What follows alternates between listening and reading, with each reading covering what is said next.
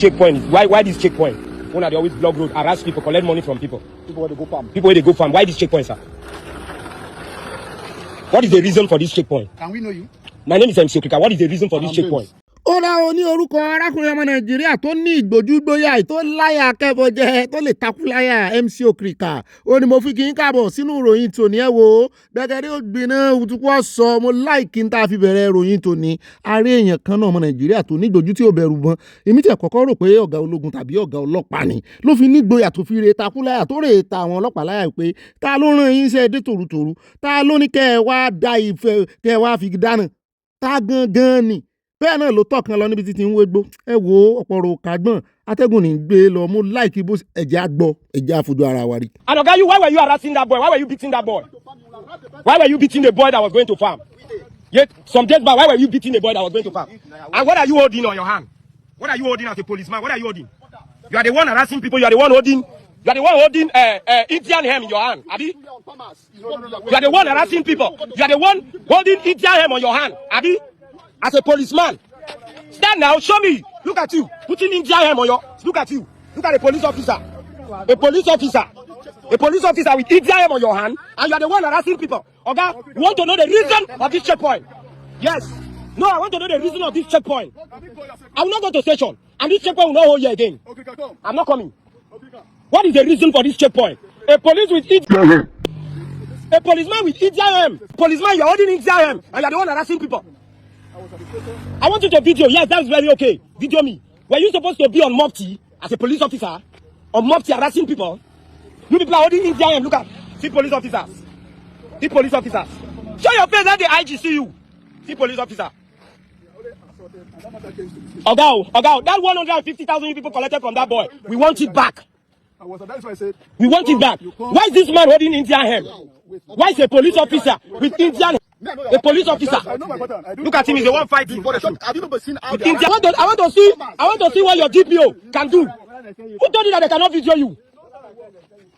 Listen, I will teach you what. What is the problem? What is the problem? What is the problem? Okay, no problem. Okay, I will not listen to you. This checkpoint, we don't want it here. This is an illegal checkpoint and it will not work. The IG has said you people should be on uniform. I will not meet you. I will not. Why was that boy harassed? Why did you people collect 150,000 from that boy? Why? Why did you collect 150,000 from that boy? Why? You are your corrupt DPO. You are your corrupt. A policeman holding it. Look at him going with it in his pocket. You don't know your work?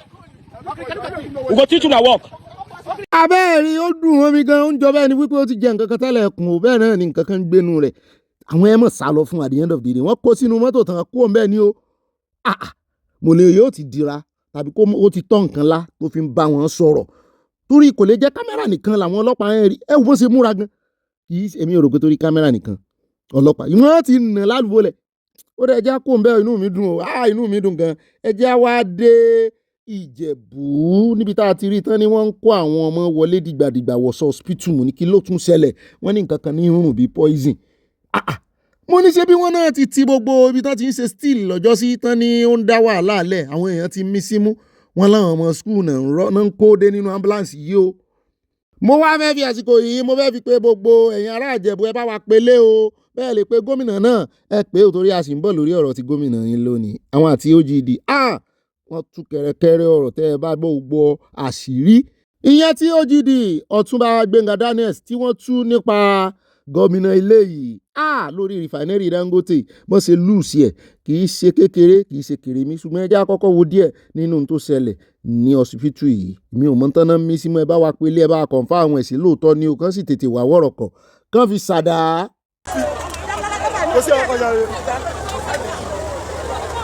Ini ẹrù bíi bóyá kẹ́míkà ni ó ń rù báyìí sí ṣàwọ́dá wọn.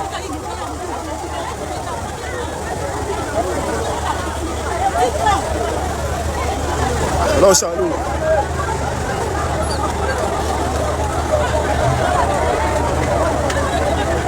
ó dáa títí dìgbà tá a fi mọ tó ṣẹlẹ̀ torí àfẹ́ káyà jáwọn èèyàn a sì fẹ́ kó àwọn èèyàn láyà sókè ẹjẹ́ wá kó ń bẹ́ẹ̀ jáde ọ̀dọ̀ World Bank. níbi tá a ti gbọ́ tán ní ọmọ Nàìjíríà wọ́n gbèsè lédè ta o wọ́n ní kankan ò lè búlẹ̀ ọmọ Nàìjíríà àfi tí ọmọ Nàìjíríà gan tán bá dojú agbada délẹ̀ àkàrà tú epo wọ́n nílò ọmọ Nàìjíríà bá wọ́ lọ sórí ẹ̀rọ agbágbé World Bank ó dà pé lórí ti Instagram ni náà bá bẹ̀rẹ̀ sí ní lọ sòkò ọ̀rọ̀ ń bẹ́ẹ̀ wọ́n wá ní pátákùn rẹ̀ ń táwọn wá fún náà ní wípé àwọn wá sóòkọ́ lọ àwọn fún World Bank ni o pé kán mọ́ ìyá olódò dẹ lówó o pé àwọn kọ́ làwọn rán president àwọn kó wá yá owó lọ́wọ́ wọn o pé ṣébi torí tí wọn náà ti fẹ́ yáwó. lára àwọn kọ́mẹ̀ntì tí àwọn ọmọ Nàìjíríà rè kọ síbẹ̀ náà lẹ̀ ń wò yìí ó ní stop ẹ mọ́ fún Tinubu ní loan ẹ mọ́ fún ní ẹ̀yàwó tó fẹ́ wá yá o Tinubu's achievement so far expensive fuel àbí expensive okay ẹ̀hún ò gbé èbò gbogbo oríṣiríṣi àwọn èèyàn tó ń sáré kọ kọ́mẹ́ǹtì síbẹ̀ rè wọ́n ní gbò tú àwọn World Bank torí wípé àwọn ọmọ Nàìjíríà wọ́n mí sọ́ọ̀tì àwọn pé sọ wá làwọn ní pírọ́blẹ́mù ni ẹ lọ bá kíní yín sọ̀rọ̀ náà tó bá wá yá wọn lọ́dọ̀ àwọn tó sì ní kọ́ lẹ́tàrà àwọn ò yá ẹ lọ bó lórí yín sọ̀rọ̀ ẹ̀yin àwọn kọ́lẹ̀ ẹ̀wà bá sọ̀rọ̀ àfìgbà tán ọmọ Nàìjíríà ṣàṣebó wọ́n ti blọ́ọ̀kì Nàìjíríà ẹni Nàìjíríà ò lè kọ́mẹ́ǹtì ń bẹ́ báyìí kì í mọ̀ sí kékeré náà ọmọ Nàìjíríà ṣá mo ní wọ́n mọ̀jà èèyàn gbé in fact wọ́n lè rìpọ́ọ̀tù péjì World Bank mi ò gbọ́ rí odidi World Bank lẹ́rìn bá fa sùrùtù wọ́n lè rìpọ́ọ̀tì wọ́n lè mú péjì World Bank wálẹ̀ wọ́n ti ṣe rí nígbà tí kan nú àwọn olórin ọmọ ìbò kan tí máa ń kọrin orin Yorùbá orin Nàìjíríà ọmọ Nàìjíríà ló máa ń tún kọ ló bá di stand gbà tí ó fi di celebrity wọ́n ní ló bá ń mọ́jú pé ó sàn ọmọ Nàìjíríà lórí ẹ̀rọ àgbàgbé kì í ṣe orin ilẹ̀ wa ló fi méèkì ẹ̀ ní wọ́n fi dán ọmọ kì í mọ̀ ṣeré kì í ṣàwàdà nígbà tán lu orí péjì ẹ̀ pa ó tún wá ń bẹ̀bẹ̀ padà ní ìsìn pé kán jọ gbogbo fáǹsì tó kó jọ tó fi ń ṣe gàràgàrà ó ti lùsì ẹ̀ n táwọn ọmọ Nàìjíríà tún rí sí lórí lọ́dọ̀ World Bank pé tán bá ti kìlọ̀ fún olódòdó títí tí ó bá gbọ́ àwọn ó gba ọ̀dọ̀ àwọn àlejò àti àwọn èèyàn mímọ́ tán ní láti ta tán fi ń ṣe yànga sáwọn ńlé àwọn ó gbàbẹ̀ lọ mo ní ẹran tí lọ́dọ̀ Trump náà oríṣiríṣi.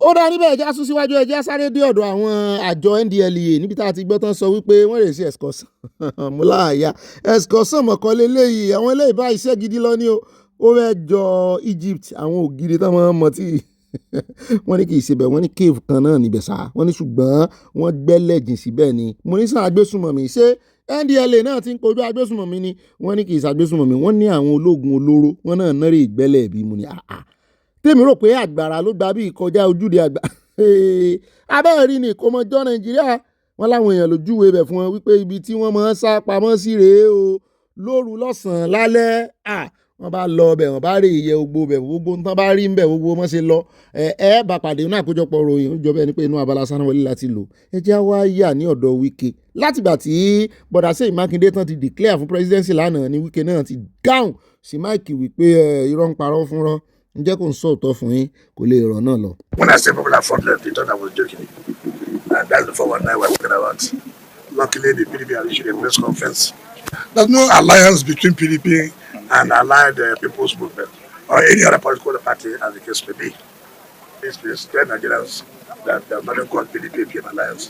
What you have is Ṣèyí Mákindé joining APM to be able to actualize his presidential ambition, which is dead on arrival. ó náà lẹ́tí gbọ́ lẹ́nu Wike yóò lóun ti kìlọ̀ fún gbogbo ọmọ Nàìjíríà kan sọ́ra fún 419 mo ní ta ló wá ń pè fún 419 ó nígbà tí ìṣe wípé wọ́n wà ní ẹgbẹ́ PDP àwọn làwọn wà ní ẹgbẹ́ PDP bó ni ó ṣe wá mọ́ sọ pé àwọn ń ṣe coalition pẹ̀lú ẹgbẹ́ APM lọ́rọ̀ kan ó ní is dead on arrival ó lókùú lẹ́lẹ́jà ń ta ó ní ọ̀rọ̀ Ṣèyí Mákindé nù ṣùgbọ́n àgbẹ̀ pòfẹ́sọ̀ kan náà bọ̀ náà àkójọpọ̀ ròyìn wọ́n ṣe àlàyé fún wa lẹ́kùnrẹ́rẹ́ permutation wọn oh my God it was beautiful. ó dáa ní báyìí ẹjá kò lórí ọ̀rọ̀ politics díẹ̀ ẹjá yà lórí ọ̀rọ̀ security ẹjá yà níléeṣẹ́ ológun Nàìjíríà níbi tá a ti gbọ́ wọn ni wọ́n ti intercept yẹn ni wípé wọ́n ti dábù àwọn agbésùnmọ̀mí lójú ọ̀nà wọ́n ní wọ́n sì mọ̀ wọ́n yọ sí wọn lójijì ni wọ́n ní wọ́n gba oríṣiríṣi nǹkan lọ́wọ́ wọn o ṣùgbọ́n lára ń tán gbà lọ́wọ́ wọn tó ń ṣe àwọn ọmọ Nàìjíríà ń káyèéfì gẹ́gẹ́ bá a ṣe gbọ́ o wọ́n ní àwọn devices Starlink tó lé nírinwó náà gbà lọ́wọ́ wọn tó fi ń ṣe communication síra wọn àmúlábàlájọ tíjọba fi lè detect láì wọn tó bá ń ṣe TikTok náà ṣe ni ó wọ́n dàbí pé wọ́n ń lo disappearing mode ṣùgbọ́n lọ́wọ́ yìí wọ́n ní 400 àbí tó jù bẹ́ẹ̀ lọ gan ni wọ́n ti seize lọ́wọ́ wọn o àwọn ọmọ Nàìjíríà wa ń sọ fún wọn wípé àwọn tó bá wọn rà tó bá wọn procure ẹ lè mọ̀ wọ́n ẹ lè mú wọn tẹ́ ẹ bá gba kínní yẹn. Bẹ́ẹ̀ náà ni ẹ bá ọ̀gbẹ́ni Elon Musk ṣiṣẹ́ ẹbọn ló ní ẹbọn náà ṣiṣẹ́ pọ̀ kò sálè mọ́ fàṣírí pamọ́ fún yín nígbà jẹ́ pé intelligence náà USA wà lára àwọn tí ń provide intelligence fún Nàìjíríà mú ní ẹ mọ́ wọ̀rí ẹ mọ́ kọ́ wọn ṣe wọn ṣe dáadáa ẹ já gbọ́ lẹ́nu kan lára àwọn ọ̀gá ológun. It is very easy for logistics items, fuel, food, and other important spare parts, especially for motorcycles and other vehicles used by terrorists, to be resupplied to them through the civil populace. And you must also accept the fact that there is some high level of collusion between the civil populace and the terrorists, some willingly, some unwillingly, due to coercion. Òun náà láti gbọ́ lẹ́nu wọn yẹn ṣùgbọ́n àyà èmi ò gbọ́ tán dárúkọ Starlink bí o sú ọ àbí kí n fa allegedly sí àyà ló ń sú ọ jẹ́ n fa allegedly sí káfí di disclaimer nu ṣùgbọ́n wọ́n ní àwọn nǹkan tán fi ń communicate.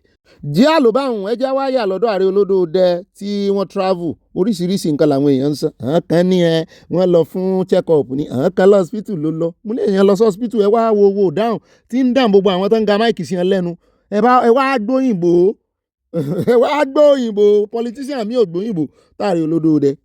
Aya ní ọ̀gá mi kì í sóyìnbó nìkan láàrí olódòdẹ sọ àwọn èèyàn tó ń pàtẹ́wọ́ fún oúnjẹ bẹ́ẹ̀ ni pé gbogbo nǹkan sọ wọ́n tún ń fìdí ẹ̀ múlẹ̀ wọ́n hàyà jì wọ́n bẹ̀. You have to continue to research and rethink, challenge the intellectual curiosity of you as a government. The philosophy I came with in governance is believing that the hallmark of a transformative leader is the ability to take decisions, do what you do at the time it ought to be done on behalf of the people. If you miss that curve, you are not on the path to success. And that's what I believe. First time, took hard decisions regardless of pain. Stop reading newspapers and commentary because I know I was going to get a big pushback, and I did. I was sitting on a hot burner. But we made the curve. Today there's a very bright light at the end of the corner.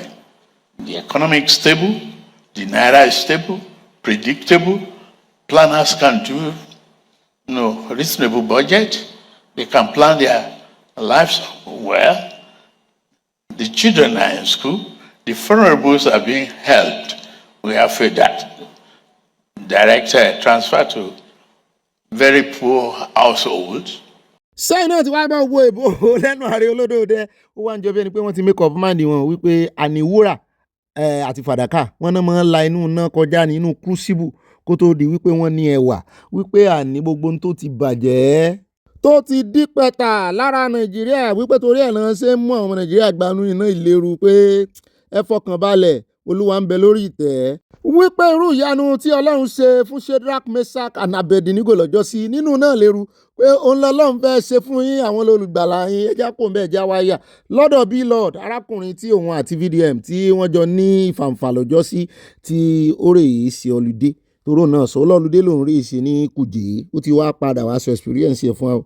Ó ní VIP náà fóun sí olóyàtọ̀ sí ibi tí wọ́n fi ọ̀gbẹ́ni VDM sí ńgbà tán mú lọ́jọ́ sí tán rìmáǹdì ẹ̀ ó ní slippers ló wọ̀ lọ́bẹ̀ ó ní ṣùgbọ́n sùn lòun wọ̀ lọ́ntò ó lòun jayé orí òun òun ò mẹ̀yàn ọ̀la mo ní òwò àmọ́ ti kú òun bẹ́ẹ̀ òwò àmọ́ jayé orí rẹ̀ lọ forever and never. Ṣùgbọ́n ibi tí ẹnu rẹ̀ ti ń yọ̀ ló tún ti ń ṣàkóbá ara rẹ̀ o làwọn èèyàn tó ti ń pe àwọn àjọ wọ́dà ṣàkíyèsí bẹ́ẹ̀ náà ni wọ́n ń pe IG wọ́n ń petition wípé ṣé ń tẹ̀ ń ṣe rèé ẹ wá wò ó ń dánu ó ní wọ́n fìyà jẹun níbẹ̀ mo ní ṣé wọ́n fìyà jẹ èèyàn ní Kùjé ni ọlọ́mọdé àmọ́yà àti ẹni ìbọn lẹ́spìríẹ́nsì ibẹ̀ ṣùgbọ́n lọ́rọ̀ kan ó ń jẹ́ ká tún mọ̀ ká tún lóye sí i nípa tó ṣẹlẹ̀ nígbà náà tariwo fi pọ̀ ń gbòòrò ayé nígbà tí wọ́n mú Bobrisky tán sọ wípé kò ṣẹ̀wọ̀n wọ́n rèé fi sí yàrá kan náà ní sítórì wọn jọra wọn ṣùgbọ́n àwọn èèyàn ló wá ń dá sí báyìí o VDM tí ẹ̀ sọ nǹkan kan pa ẹ̀ ní wàhálà rẹ̀ nu ìwọ ni kò tún fẹnu kó bára rẹ̀ òun sá ti dáríjì òun sì ti jáwọ́ nínú kéèsì rẹ̀ gẹ́gẹ́ agbọ́n tí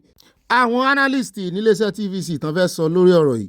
To prison in the first instance. On the major issue of people being treated differently in the prison, we've always had this, and it's the same situation anywhere in the world. If you need protective custody, what they call protective custody, because you could be attacked by other inmates. For instance, you can imagine if a judge or a senior police officer gets convicted, you don't necessarily go and lock him up with other prisoners, who he may have investigated at one time or the other. So it's called protective custody. So you may have enjoyed some privilege there, whether paid for or not. The fact of the matter is not enough to try and, rubbish the correctional system. It means he went in, he learned nothing, he came out, and he's still the same bailout. B-Lord, I used to really respect him before, but right now everything has just dropped. But he needs to understand whether he laid on a golden bed or he laid, wherever, he's still an ex-convict. He still went to prison and he's back. And sometimes I say the kind of people that, we glorify, these are the kind of people that will come out and say words like this that are not even meaningful. And that's why other times they say it's better to keep quiet than say something for everybody to know maybe who you truly are or what you think, in your brains, because this is actually just not a thing that you have to say. You did something wrong, you went into prison, you came back. We're hoping that at least right now you do better. And also this case is over dragging. It's all right, it's fine. Like, let it be. The conversation is a whole lot. Well, if he did that for content, he achieved it. If he did that for controversy, he also achieved it. One thing I know about B-Lord is that he has a massive ego, and that ego makes him do a lot of things that you wouldn't expect from a gentleman like him. I mean, why tell us about your football games in prison and so on? You might call it a vacation, but bros, you're an ex-convict. Absolutely. ó náà lẹ́tí gbọ́ lẹ́nu wọn yẹn o èmi náà fi díẹ̀ kun àyà náà ló ń fẹ́ sọ tòun sí mọ́wọ́rí àyà ń ó ẹ̀pù ẹ̀ B-Lord nígbà tó dé ń sọ̀rọ̀ bíi ọ̀dẹ̀ bí ọmọ kékeré tí ó gbọ̀n ṣùgbọ́n ṣé wàá rí tí arákùnrin ti TVC tó fi parí ẹ̀ tó ní ex-convict ni kì í ṣe ex-convict o wọ́n àdájọ́ B-Lord nílé ẹjọ́ o òun àti very dark man wọ́n fẹsẹ̀ létọ́ ni o wọ́n sì parí ẹ̀ síbẹ̀ kórè ìkọ́rọ̀ rẹ̀ jẹ́ o nǹkan má bàa bínú o ó dá ilé ẹjọ́ náà làwa ń lọ báyìí lórí ọ̀rọ̀ ti Blessing CEO ẹ̀ ń wò pé kí lóore ṣe ilé ẹjọ́ lẹ́ńtàrà rẹ̀ ò yá tó lòun ní jẹjẹrẹ ẹ̀ ń wò náà wípé ṣé nítorí ọ̀rọ̀ jẹjẹrẹ yẹn owó tán dá fún ni irọ́ o ilé ìyàtọ̀ ó yàjọra àjọ EFCC ló wọ́ Blessing CEO lọ́lé ẹjọ́ lórí arábìnrin kan tán sọ wípé ó fẹ̀sùn kàn án wípé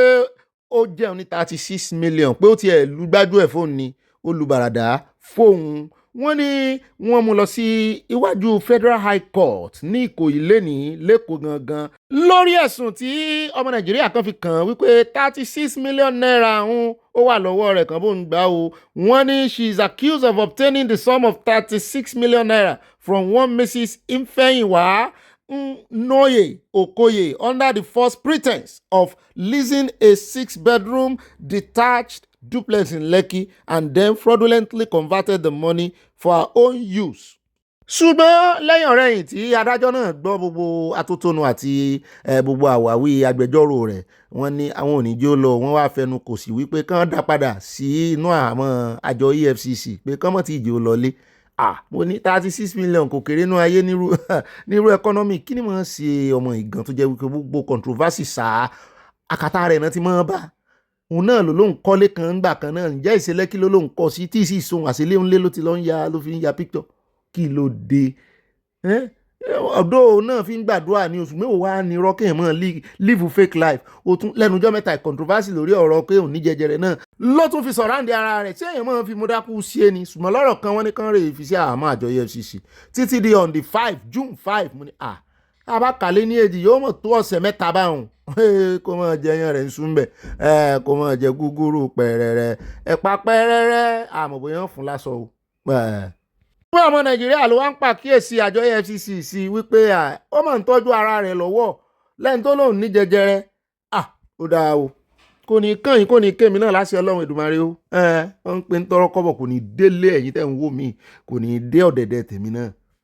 Allah mai da alkhairi Allah mai da alkhairi mutum ne ta fadi a ago sakarin. mo ní àyà kì í mọ̀ ṣe ìjàmbá ọkọ̀ kékeré lélẹ̀ sí àwọn ẹran yìí ò sì ṣe gbogbo àwọn gbogbo ẹran dànù ni o àwọn olówó wọn náà wà ń bẹ́jà kó ń bẹ́jà wá dọ́dọ̀ ọmọ yìí tó lòun fẹ́ ṣe House of Rep ìkànnà àwọn lọ́mìkà yín lọ́la your future House of Rep member honourable ẹ̀ ń wò yìí òun náà ti ń bínú sọ̀rọ̀ òun náà ti ń gbé kárí èjì House of Rep sọ̀rọ̀ èmi ò mọ̀ tán ṣe fún mi mọ ẹ̀ṣẹ̀ tán ṣẹ́ o ṣùgbọ́n bó bínú tán yáàkúrí ni wọ́n ń sọ fún un ni àmọ́ bínú ní jẹ́ yáàkúrí àbí mo gbà àmọ́ mi Adébáyọ̀ ṣùgbọ́n lọ́rọ̀ kan o wọ́n wá fi kinní kan jáde mi ò ní lò ó ṣùgbọ́n mo gan ni rẹ̀ wọ́n wá fi passport ẹ̀ síta wọ́n láwọn àsọmọ 16 years ni lórí passport ẹ̀ lémi ò mọ̀ bóyá wọ́n fi AI generate ẹ̀ ni mi ò ní lò. bẹ́ẹ̀ náà ni mo yí ọgbọ́n wọn ní àwọn òbí rẹ̀ ló fi síta nítorí pé ẹ̀rù ń bà wọ́n kó mọ́ lè yọ́lẹ̀ fún wọn bó bá di kànáńgìdá tó bá di wàhálà mo ti ẹ̀ gbọ́ wọn náà ń pákéjì ẹ̀ náà láwọn kan ló ń pákéjì ẹ̀ ní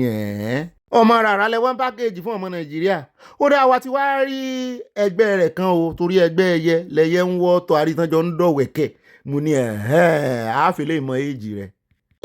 ẹnì kan ló abojí ẹnì kan ló láti látàdì abojí látàdì. Kúrò ẹwẹ́ jẹ́ kó ń bẹ́ẹ̀ jáde ọ̀dọ̀ bàbá Ìjìmá o ní Ládìpọ̀ market láti rí àwọn ọmọ Ìgbò wọn nìkan nú wọn tọ́jọ́ ń gbé kọ̀ǹténà wọlé wọn ní òun ló bímọ òun náà wá ń sọdún owó wọn ń ṣe ń tẹ́ nìkan ò ṣe rí. mo ní ẹ̀fẹ́ tẹ́ tí àjọ EFCC tọwọ́ wọn bá bá yín ṣé kì í ṣàbíùsì lélẹ́yìí irú owó wo náà ló dọ̀tí báyìí tí wọ́n ti ẹ̀ pọn owó lé. mi ò mọ̀dí tán ṣe wọ́n ṣe báyìí tán wọ́n fi owó ṣe ẹlẹ́yà wọ́n wà máa lé owó wọ́n máa lé síwájú èmi ò rí èbò kó mọ̀ ṣe báyìí mi ò rí rí kóyìnbó gbé owó àwọn fúbọ́ọ̀là gan-an mi ò rí wọn kán gbé owó tó báyìí rí kán máa so owó kán máa ṣe fẹ́fẹ́ yẹ̀yẹ̀ òbí bèjì kí wàá ní ìtumọ̀ ilé ìtẹ̀ ṣùgbọ́n àwọn èèyàn ni wọ́n máa gba nǹkan wọn padà wọ́n fi ń ṣe ṣóò ni mo ló dáa ẹ jẹ́ kí àwọn tó ní ìdí ẹ̀kan ká ẹ mọ́ bẹ́ẹ̀. If you call me now for fill, I won't go there. I won't go there. Don't you see how young I am?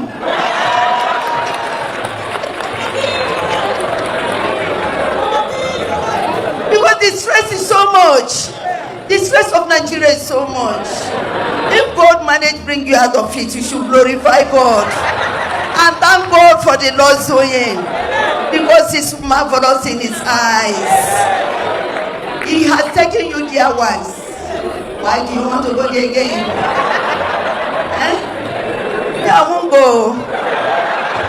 àǹtí pẹ́sì nìyẹn pẹ́sì eléèbó sọnù àwọn ọmọ Nàìjíríà mi ṣe ẹ̀yin náà mi ṣe àbí ẹ̀rí bí ṣe ń ṣe ó mọ̀ yọ̀ǹgì sí lóòótọ́ ṣùgbọ́n àwọn Nàìjíríà kan sọ̀kò ọ̀rọ̀ padà sí o wọ́n ní wá insult gbogbo Nàìjíríà ni pé privilege ni láti serve Nàìjíríà in that hierarchy wà ń fẹnu tẹ́ḿbẹ́lú rẹ̀ bí ẹni wípé wọ́n mú ọ̀rẹ́ wọn pé inú ẹ̀wọ̀n ní wàhálà pọ̀ ń bẹ wàhálà kí ló pọ̀ ń bẹ kì í sọ láàrẹ̀ lẹ́ ń jẹ ẹ gbọ́ bẹ́ẹ̀ náà ń bí pé ṣé òun àtọkọ rẹ̀ wọ́n jọ sọ̀rọ̀ kan tó kò ń lé ní ọkọ rẹ̀ ló ń fẹ́ padà ìwọ ló padà ta ni ó wàá ṣe first lady mo ní kan wá yanriyan kékeré kan fẹ́ fún ọkọ rẹ̀ ẹja kó ń bẹ járe Nàìjíríà yẹn fi ń pa lọ́dọ̀ tèmi ẹja dọ́dọ̀ kan náà àwọn kọ́pà ẹ̀ ọmọ tẹ́ ń wò yìí ọmọ dáadáa ni ó wá mú orí ó wá san orí nígbà tí ó sì lọ́ọ́ fi ṣe àgùnbánirọ̀ tó ṣe tán sùkúù ó padà wà bẹ́rí fún ọ̀gá rẹ̀ wá fún ní 21 salute n ò ká ń rò kó pé bẹ́ẹ̀ ọ̀gá yìí tẹ́ ń wò yìí ó gbà ṣiṣẹ́ kó tó wọ skul rárá ṣùgbọ́n nígbà tí ó fi wọ skul tán instead tọ́gà yìí ó fi lé wípé irọ́ o mọ̀ lọ skul wọ́n bá parí skul wọ́n bá mú sabuké wá padà wá kó wá rí apply ó ní ọ̀gá ìgbọ̀n láàyè kó mọ̀ ṣiṣẹ́ láti ilé òun wá ń ṣiṣẹ́ remotely òun sì ń lọ skul one campus pé òun ti wá ṣe tán báyìí òun fẹ́ mú oore pé kò léun lẹ́nu iṣẹ́ mo ló mú oore. ó dá àwọn ẹjẹ́ wá délẹ̀ Ìgbò níbi tá a ti gbọ́ tán fẹ̀sùn kan àwọn ọ́fíìsà kan o àwọn àmọ́ bóyá ti mú wọn àbọ̀n tí mú wọn o wọ́n náà lé àwọn stúdẹ̀ǹtì kan gba inú igbó yìí ṣùgbọ́n nínú igbó yìí wọ́n mọ̀ wípé kòtò ńlá kan wà ń bẹ̀ mo ní ṣe kan Galilee ó fẹ́ àbí reservoir wọ́n náà méjì ló kó bẹ́ẹ̀ ìkan náà ti yọ tán ṣe CPR fún o tán ń gbìyànjú àti dóòlà ẹ̀mí rẹ̀ ìkejì ẹ̀rí wọ́n yọ jáde ní ìṣe akànra blood díẹ̀ ni so that YouTube ò ní kámọ́lò torí bá a bá ń fi gbogbo ìgbà tá a fi ń sá fúnrú àwọn fídíò yìí àní mọ́ gbé àwọn ìròyìn tó yẹ ká gbé àwọn èèyàn wọnú ẹ̀ láti dóòlà ẹ̀mí ẹ̀ wọ́n rà ń fà á sókè bọ̀ ṣùgbọ́n a dúpẹ́ wọn ló sì ń mí bá a ṣe ń gbọ́ bóyá tán bá fà á sókè tán wọ́n lè ṣe CPR fún dáadáa èmi tí ẹ̀rù kó yẹ kán gbé ẹnu sí lẹ́nu náà ni láti lè mọ́ fi atẹ́gùn sí ọ̀pọ̀lọpọ̀ wa gan wọ́n bá ṣe ń ṣe kinní yẹn torí irú nǹkan báyìí ó sì yẹ ká mọ̀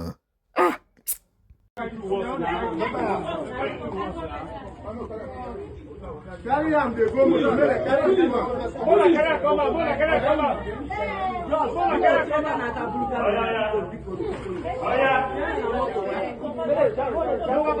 Carry here comot for water.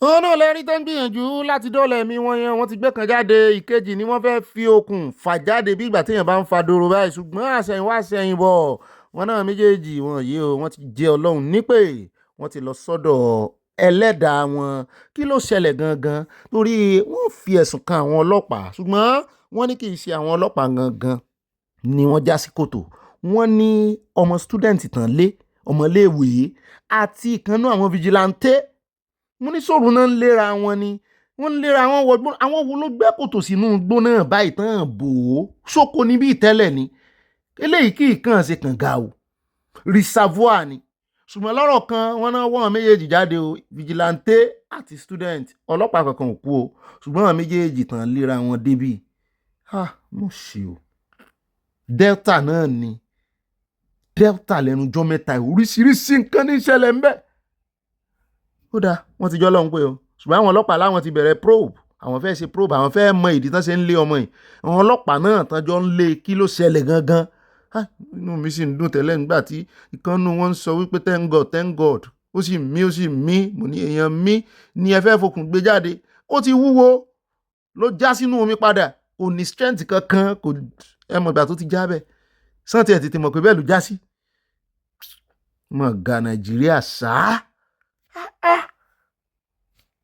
tó bá jẹ́ pé ìkànnà àwọn tó máa tún nàìjíríà ṣe tọ́lọ́run ti kọ àyànmọ́ rẹ̀ mọ́ wípé yúùtù yìí òun ni ó tún nàìjíríà ṣe lọ́jọ́ ọ̀la ẹ ò bó ṣe kú dànù nísìn ṣé yóò tún rè tó lọ́rùn ni tó tún tó padà wà tó bá lóun wà nàìjíríà mọ̀ nǹkan ó dà ó fẹ́ já wàdà.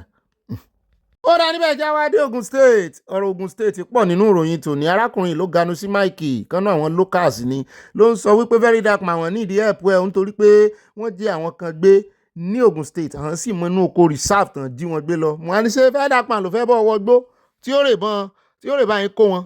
ọ̀kìnnápà tí wọ́n wá kidnap àwọn nepa méjì náà wà nídìí ẹnu igbó tó wà mọ́bẹ̀ láti júwe bẹ̀ wọ́n dẹ̀ ti capture wọn láti mọ́bẹ̀ ògùn máàkì gangan náà ti wá kidnap èèyàn wọ́n dẹ̀ ti gbé wọn wọnú igbó reserve gọ́ọ̀mẹ̀ntì inspector Bọ́lá Ahmed Tinubu mo fẹ́ kẹ́ táàgì fọ́tò yẹn pẹ̀lú ẹ̀kẹ́ sẹ́ẹ̀dì ẹ̀sẹ̀ níbọ̀dì kọ́ ṣíà ẹ̀ fẹ́ẹ́ dàgbà á nídìí ẹ ní Ògùnmákin lógùn stéètì ọ̀wọ́n tó gbé wọn nígbò rìsáàfù àwọn ibi tó gbé wọn lọ a lè ṣó ògbó yẹn sí yín báyìí bọ́ ọwọ́ kan wá sọ pé àfi kí gọ́ọ̀mẹ̀ntì sọ̀rọ̀ pé kọ̀wọ̀n ẹ̀ńtà abẹ yẹn kọ́ fún wa ní ọ̀dà fẹ́ẹ́ dàgbà á nídìí ẹ lógùn stéètì ibi tó pípù yẹn wà àmọ́ bẹ̀ láti lè jẹ́ pé kó lè gbèjà wa jà àwọn tó kó yẹn ọ̀n ní kọ́bọ̀ ọ̀n ní owó ọ̀n ní nǹkankan àdèmọ́gbó tó ti gbé wọn very dark man àwọn ìwọ náà gangan náà pè ní ajá fún ẹ̀tọ́ ọmọ ènìyàn wọ́n á jà fún wa o tó bá ti ń dógùn state sọ pé ò lọ sí tó bá ti dábẹ́pẹ́ náà lọ sí Ògùnmákin inú igbó tó kó wọ̀ àwọn amọ́bẹ̀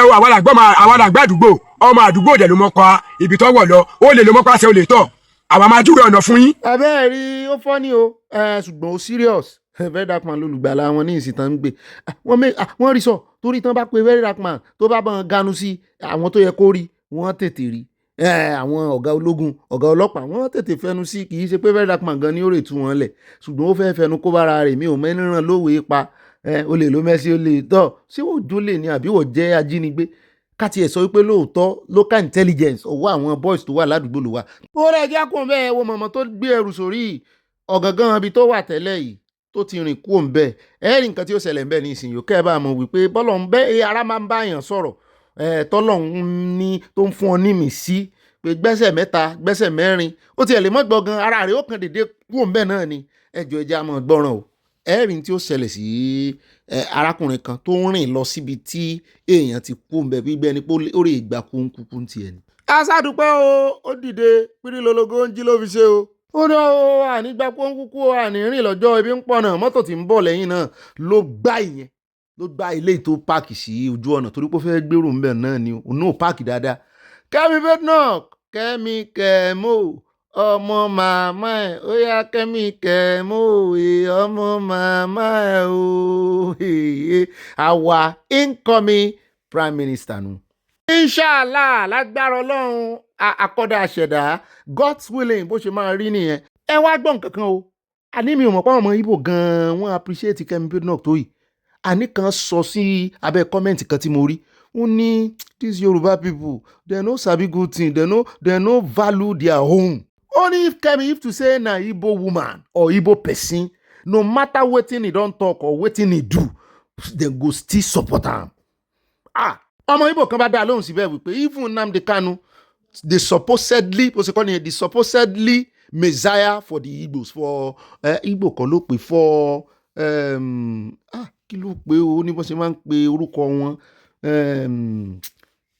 Ndigbo bó ṣe pé nù pé the supposedly messiah for Indigbos wípé gbogbo ohun tí ẹ̀sùn tán fi kan Kẹ́mi báyìí pọ́n ló sọ lórí ọ̀rọ̀ immigration wọ́n ní kán lọ gbé kẹ̀gbẹ́kẹ̀gbẹ́ ohun tí Nnamdi Kanu táwọn mú ní messiah pé tó sọ pé síbẹ̀ àwọn ò padà lẹ́yìn pé n tó sọ ó burú ju ti Kẹ́mi sọ lọ. ọ̀rẹ́ àwọn ẹgbẹ́ ìfẹ́lẹ́ ìtọ́ yín lẹ́nu wo bàbá dónú àkójọpọ̀ ròyìn lónìí mi ò gbọ́ kí OGD sọ̀rọ̀ báyìí rí ìyẹn Ọ̀túnba Gbénga Daniels wọ́n sọ pẹ̀rẹ́pẹ̀rẹ́ ọ̀rọ̀ bẹ́ẹ̀ náà tú àwọn àṣírí tó ṣẹlẹ̀ láàrin àwọn àti gómìnà eléyìí wọ́n lọ́ta ló mú àwọn o wọ́n ní gbogbo nǹkan tó dáa tán mú wá sí ìpínlẹ̀ Ogun State wọ́n ní tó bá ti gbọ́ orúkọ àwọn báyìí ó ń bàjẹ́ ni àwọn ẹlòmíì gan tó súnmọ́ tó bá ti gbọ́ pé wọ́n ní ìbáṣepọ̀ pẹ̀lú àwọn wọ́n ní ṣe ni ó ń lẹ́lòmíì kú lẹ́nu iṣẹ́ ní kí ló dé táwọn olóṣèlú máa ń ṣe báyìí náírà tí ń fa ìfàsẹ́yìn fún orílẹ̀-èdè rèé.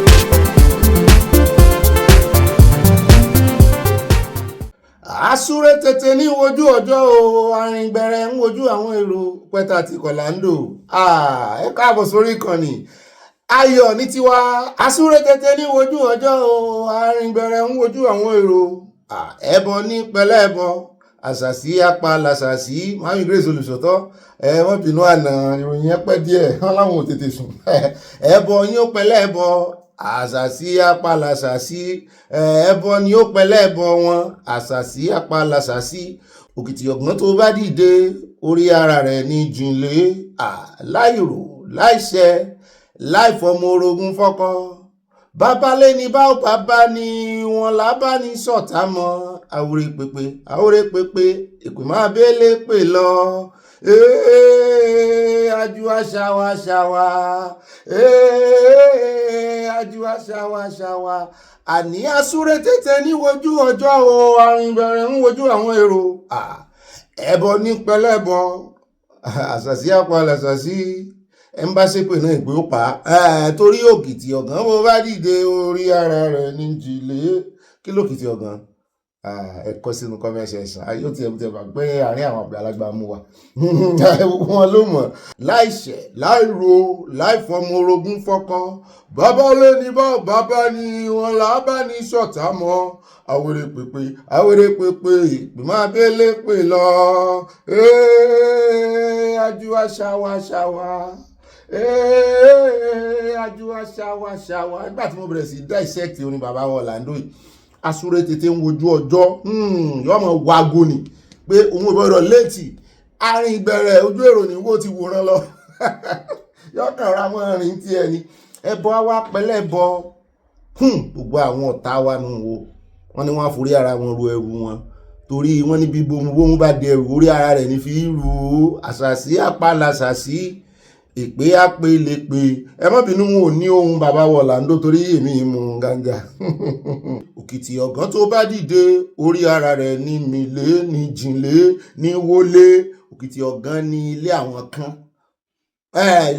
kan nù láìṣẹ̀ láìro bóyá ọjọ́ tí ó bá dáàlé orí ara ẹni mọ́ dáàlé ok láìṣẹ̀ láìro láìfọmọ orogún fọ́kọ bàbá lé ní báwo bàbá ní náà ní òjò lé bá filẹ̀ ìwọ̀n là bá ní ṣọ̀tá mọ́ àwòrè pépé ìpè máa bẹ́lẹ̀ pè lọ ọ̀fọ̀ nìyẹn máa jẹ́ àwòrè pépé ní ṣàwọ̀ àwòrè pépé ìbá àwòrè pépé yín náà rẹ̀ mo tún dé sí lọ́rùn ẹni wíkẹ́ndì thank God it's Friday àgbàdùn ara wa dọ́ba ọlọ́run ló jẹ́ orí bẹ́ẹ̀ ọlọ́run ló ṣe bẹ́ẹ̀ ọlọ́run ló yàn wá ló ṣe wá lógo torí díẹ̀ la pè nínú àwọn tá a wá pè náà díẹ̀ la tún yàn nínú àwọn tá a wá tún yàn díẹ̀ la tún ṣe lógo àwa wà lára àwọn kàtígórì mẹ́tẹ̀ẹ̀ta pè wá yàn wá a tún ṣe á lógo àdúpẹ́ lọ́wọ́ ọlọ́run kì í ṣẹ̀bi wa o ọlọ́run ló wà lẹ́yìn wa kò sì fi álẹ̀ kò sì ní fi álẹ̀ nígbà kọ̀ọ̀kan awo wájú arí awo ẹ̀yìn arí awo tún awo sí awo kẹ́ awo lẹ̀ ẹ̀wọ̀n kìtàn bá ní wo kí owó lẹ̀ iná mọ́ iná ò má wa o oríire ló má wa o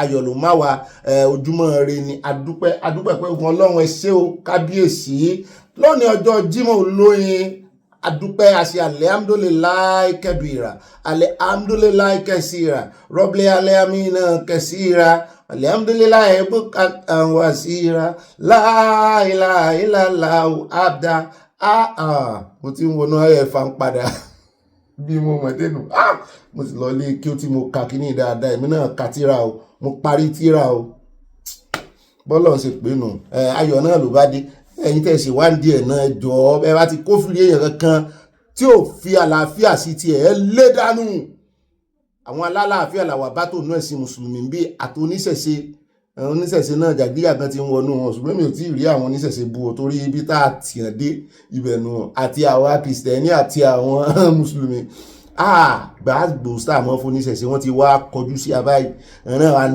dá padà ó bàbá àjẹ̀bù ó wá ń dùn wá ní ìsìn àwọn símítà àti fún wọn gbàgbós àwọn náà ti wá sọjà àwọn náà ti gbàgbé ńgbà náà wípé Nigeria is not a religious country ó dààmú kí n káàbọ̀ ibà wọlé pépé náà rèé o képe kó mọ bẹ́lẹ̀ pé kásàsì kó mọ bálásà sí o a tún ti dé ojúmọ́ rẹ ni o kì í ṣẹ̀bi wáṣẹ́ simple arithmetic ní ìbáru náà rèé ibà gbọ́n débẹ̀ ibà yànnà ibà Sanawole ibà kanjú abẹ́ǹkó ibà lọ tààràtàrà tọrọ bá ti wá dọ̀rọ̀ òtítọ́ àtòdodo ni òsàn láàrin ajé nímú ní pẹ́kọ̀rọ̀ ibi tó bá ti rí hàn dìmọ̀ pọ̀ tí wọ́n kóra wọn jọ lógúnlọ́gbọ̀n tí wọ́n tó bí 100 tán jù bẹ́ẹ̀ lọ tó wá rí wípé irọ́ ni wọ́n ń dámọ̀ràn lé lórí irọ́ ni wọ́n ń deliberate lé lórí jọ sákò ń bẹ́ ìdí òtítọ́ ni ó wà kò sí bó ṣe ṣe tó ìdí òtítọ́ make sure pé n tó ń ṣe ìdí òtítọ́ ni tó bá wá ráwọn ẹlẹ́gbẹ́ òtítọ́ tẹ́ ẹ bá jọ péjọpọ̀ wo ó ti kó gojá torí ẹ̀ mo ṣe sọ wípé sàn láàrin ajé ni mo ní pẹ̀kọ̀rọ̀ bọ́ bá ti kófìrí ẹni tí ò ní sàn onírọ̀nù sá fún yà fún ni ya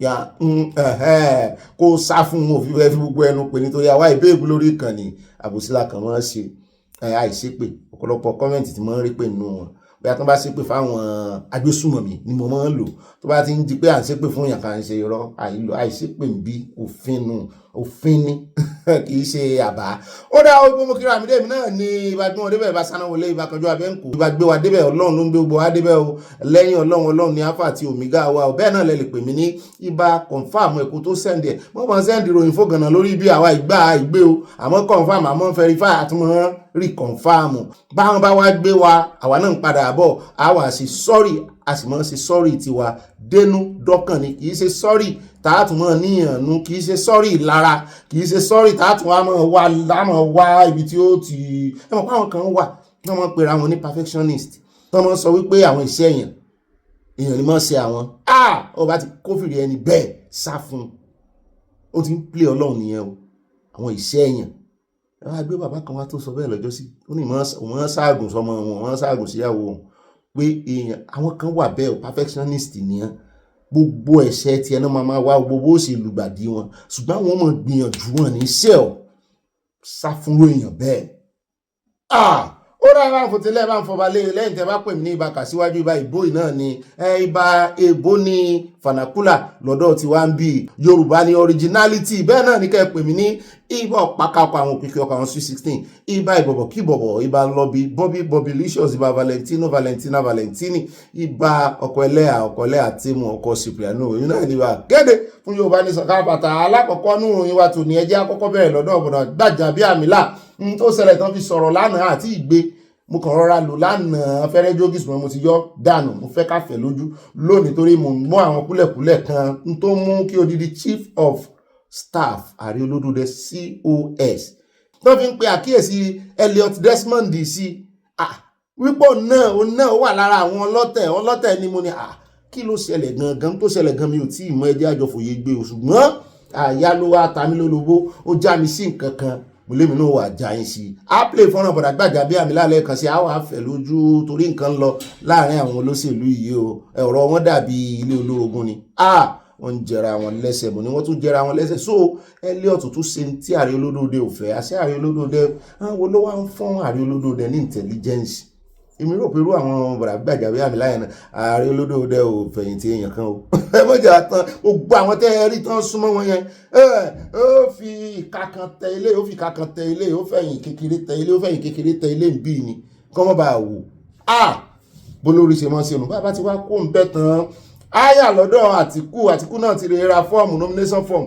bẹ́ẹ̀ náà là ń gbọ́ tán ní Amechi náà ní òun máa save Nàìjíríà láàrin ọdún mẹ́rin mo ní Amechi ó wà lára àwọn tó tẹnu àbùkù bá Obi lọ́jọ́ sígbà tó ló máa lọ́dún mẹ́rin ìwọ náà ló máa save Nàìjíríà lọ́dún mẹ́rin n ò rí àwọ̀ savings lára rẹ̀ rárá àwọ̀ gbèsè ni mò ń wò ẹ̀yìn tẹ́ ẹ sọ Nàìjíríà sóko ẹrú náà rí ó wà lára wọn mo tún wá ń yọ ọgbọ́n wọn ní ó ṣeé ṣe kó jẹ́ wípé tí Àtìkù bá nà tó sì sọ pé yóò nà primaries nínú ẹgbẹ́ wọn pé yóò catapult yóò di igbákejì Àtìkù mo ní mọ́ tí ń ṣe àti kò falẹ̀ tí fa rẹ̀ ti ń ṣe àmọ́rọ̀ rẹ̀ bọ́ àwọn tó mọ oyún ìgbénú kára wọn àwọn tó mọ politics jù àlọ́ wọn náà fẹ́ sọ̀rọ̀ wọn láwọn ò rí Àtìkù pó ní chance kankan ó dáa bàbá tí wàá kó ń bẹ̀ tán á wà yà lọ́dọ̀ Okonkwo mo rò pé Yorùbá ló bọ̀ àwa Yorùbá la lọ tá a bọ̀ tán ní Kèrègbè tó fọ́ ó yá wá dẹ̀yìn lẹ́yìn odò nítorí kò sí tán fi àfọ́kù Kèrègbè tún ṣe mọ́ dẹ̀yìn lẹ́yìn odò wọn lè fi ọ́ bomi wọn lè fi ọ́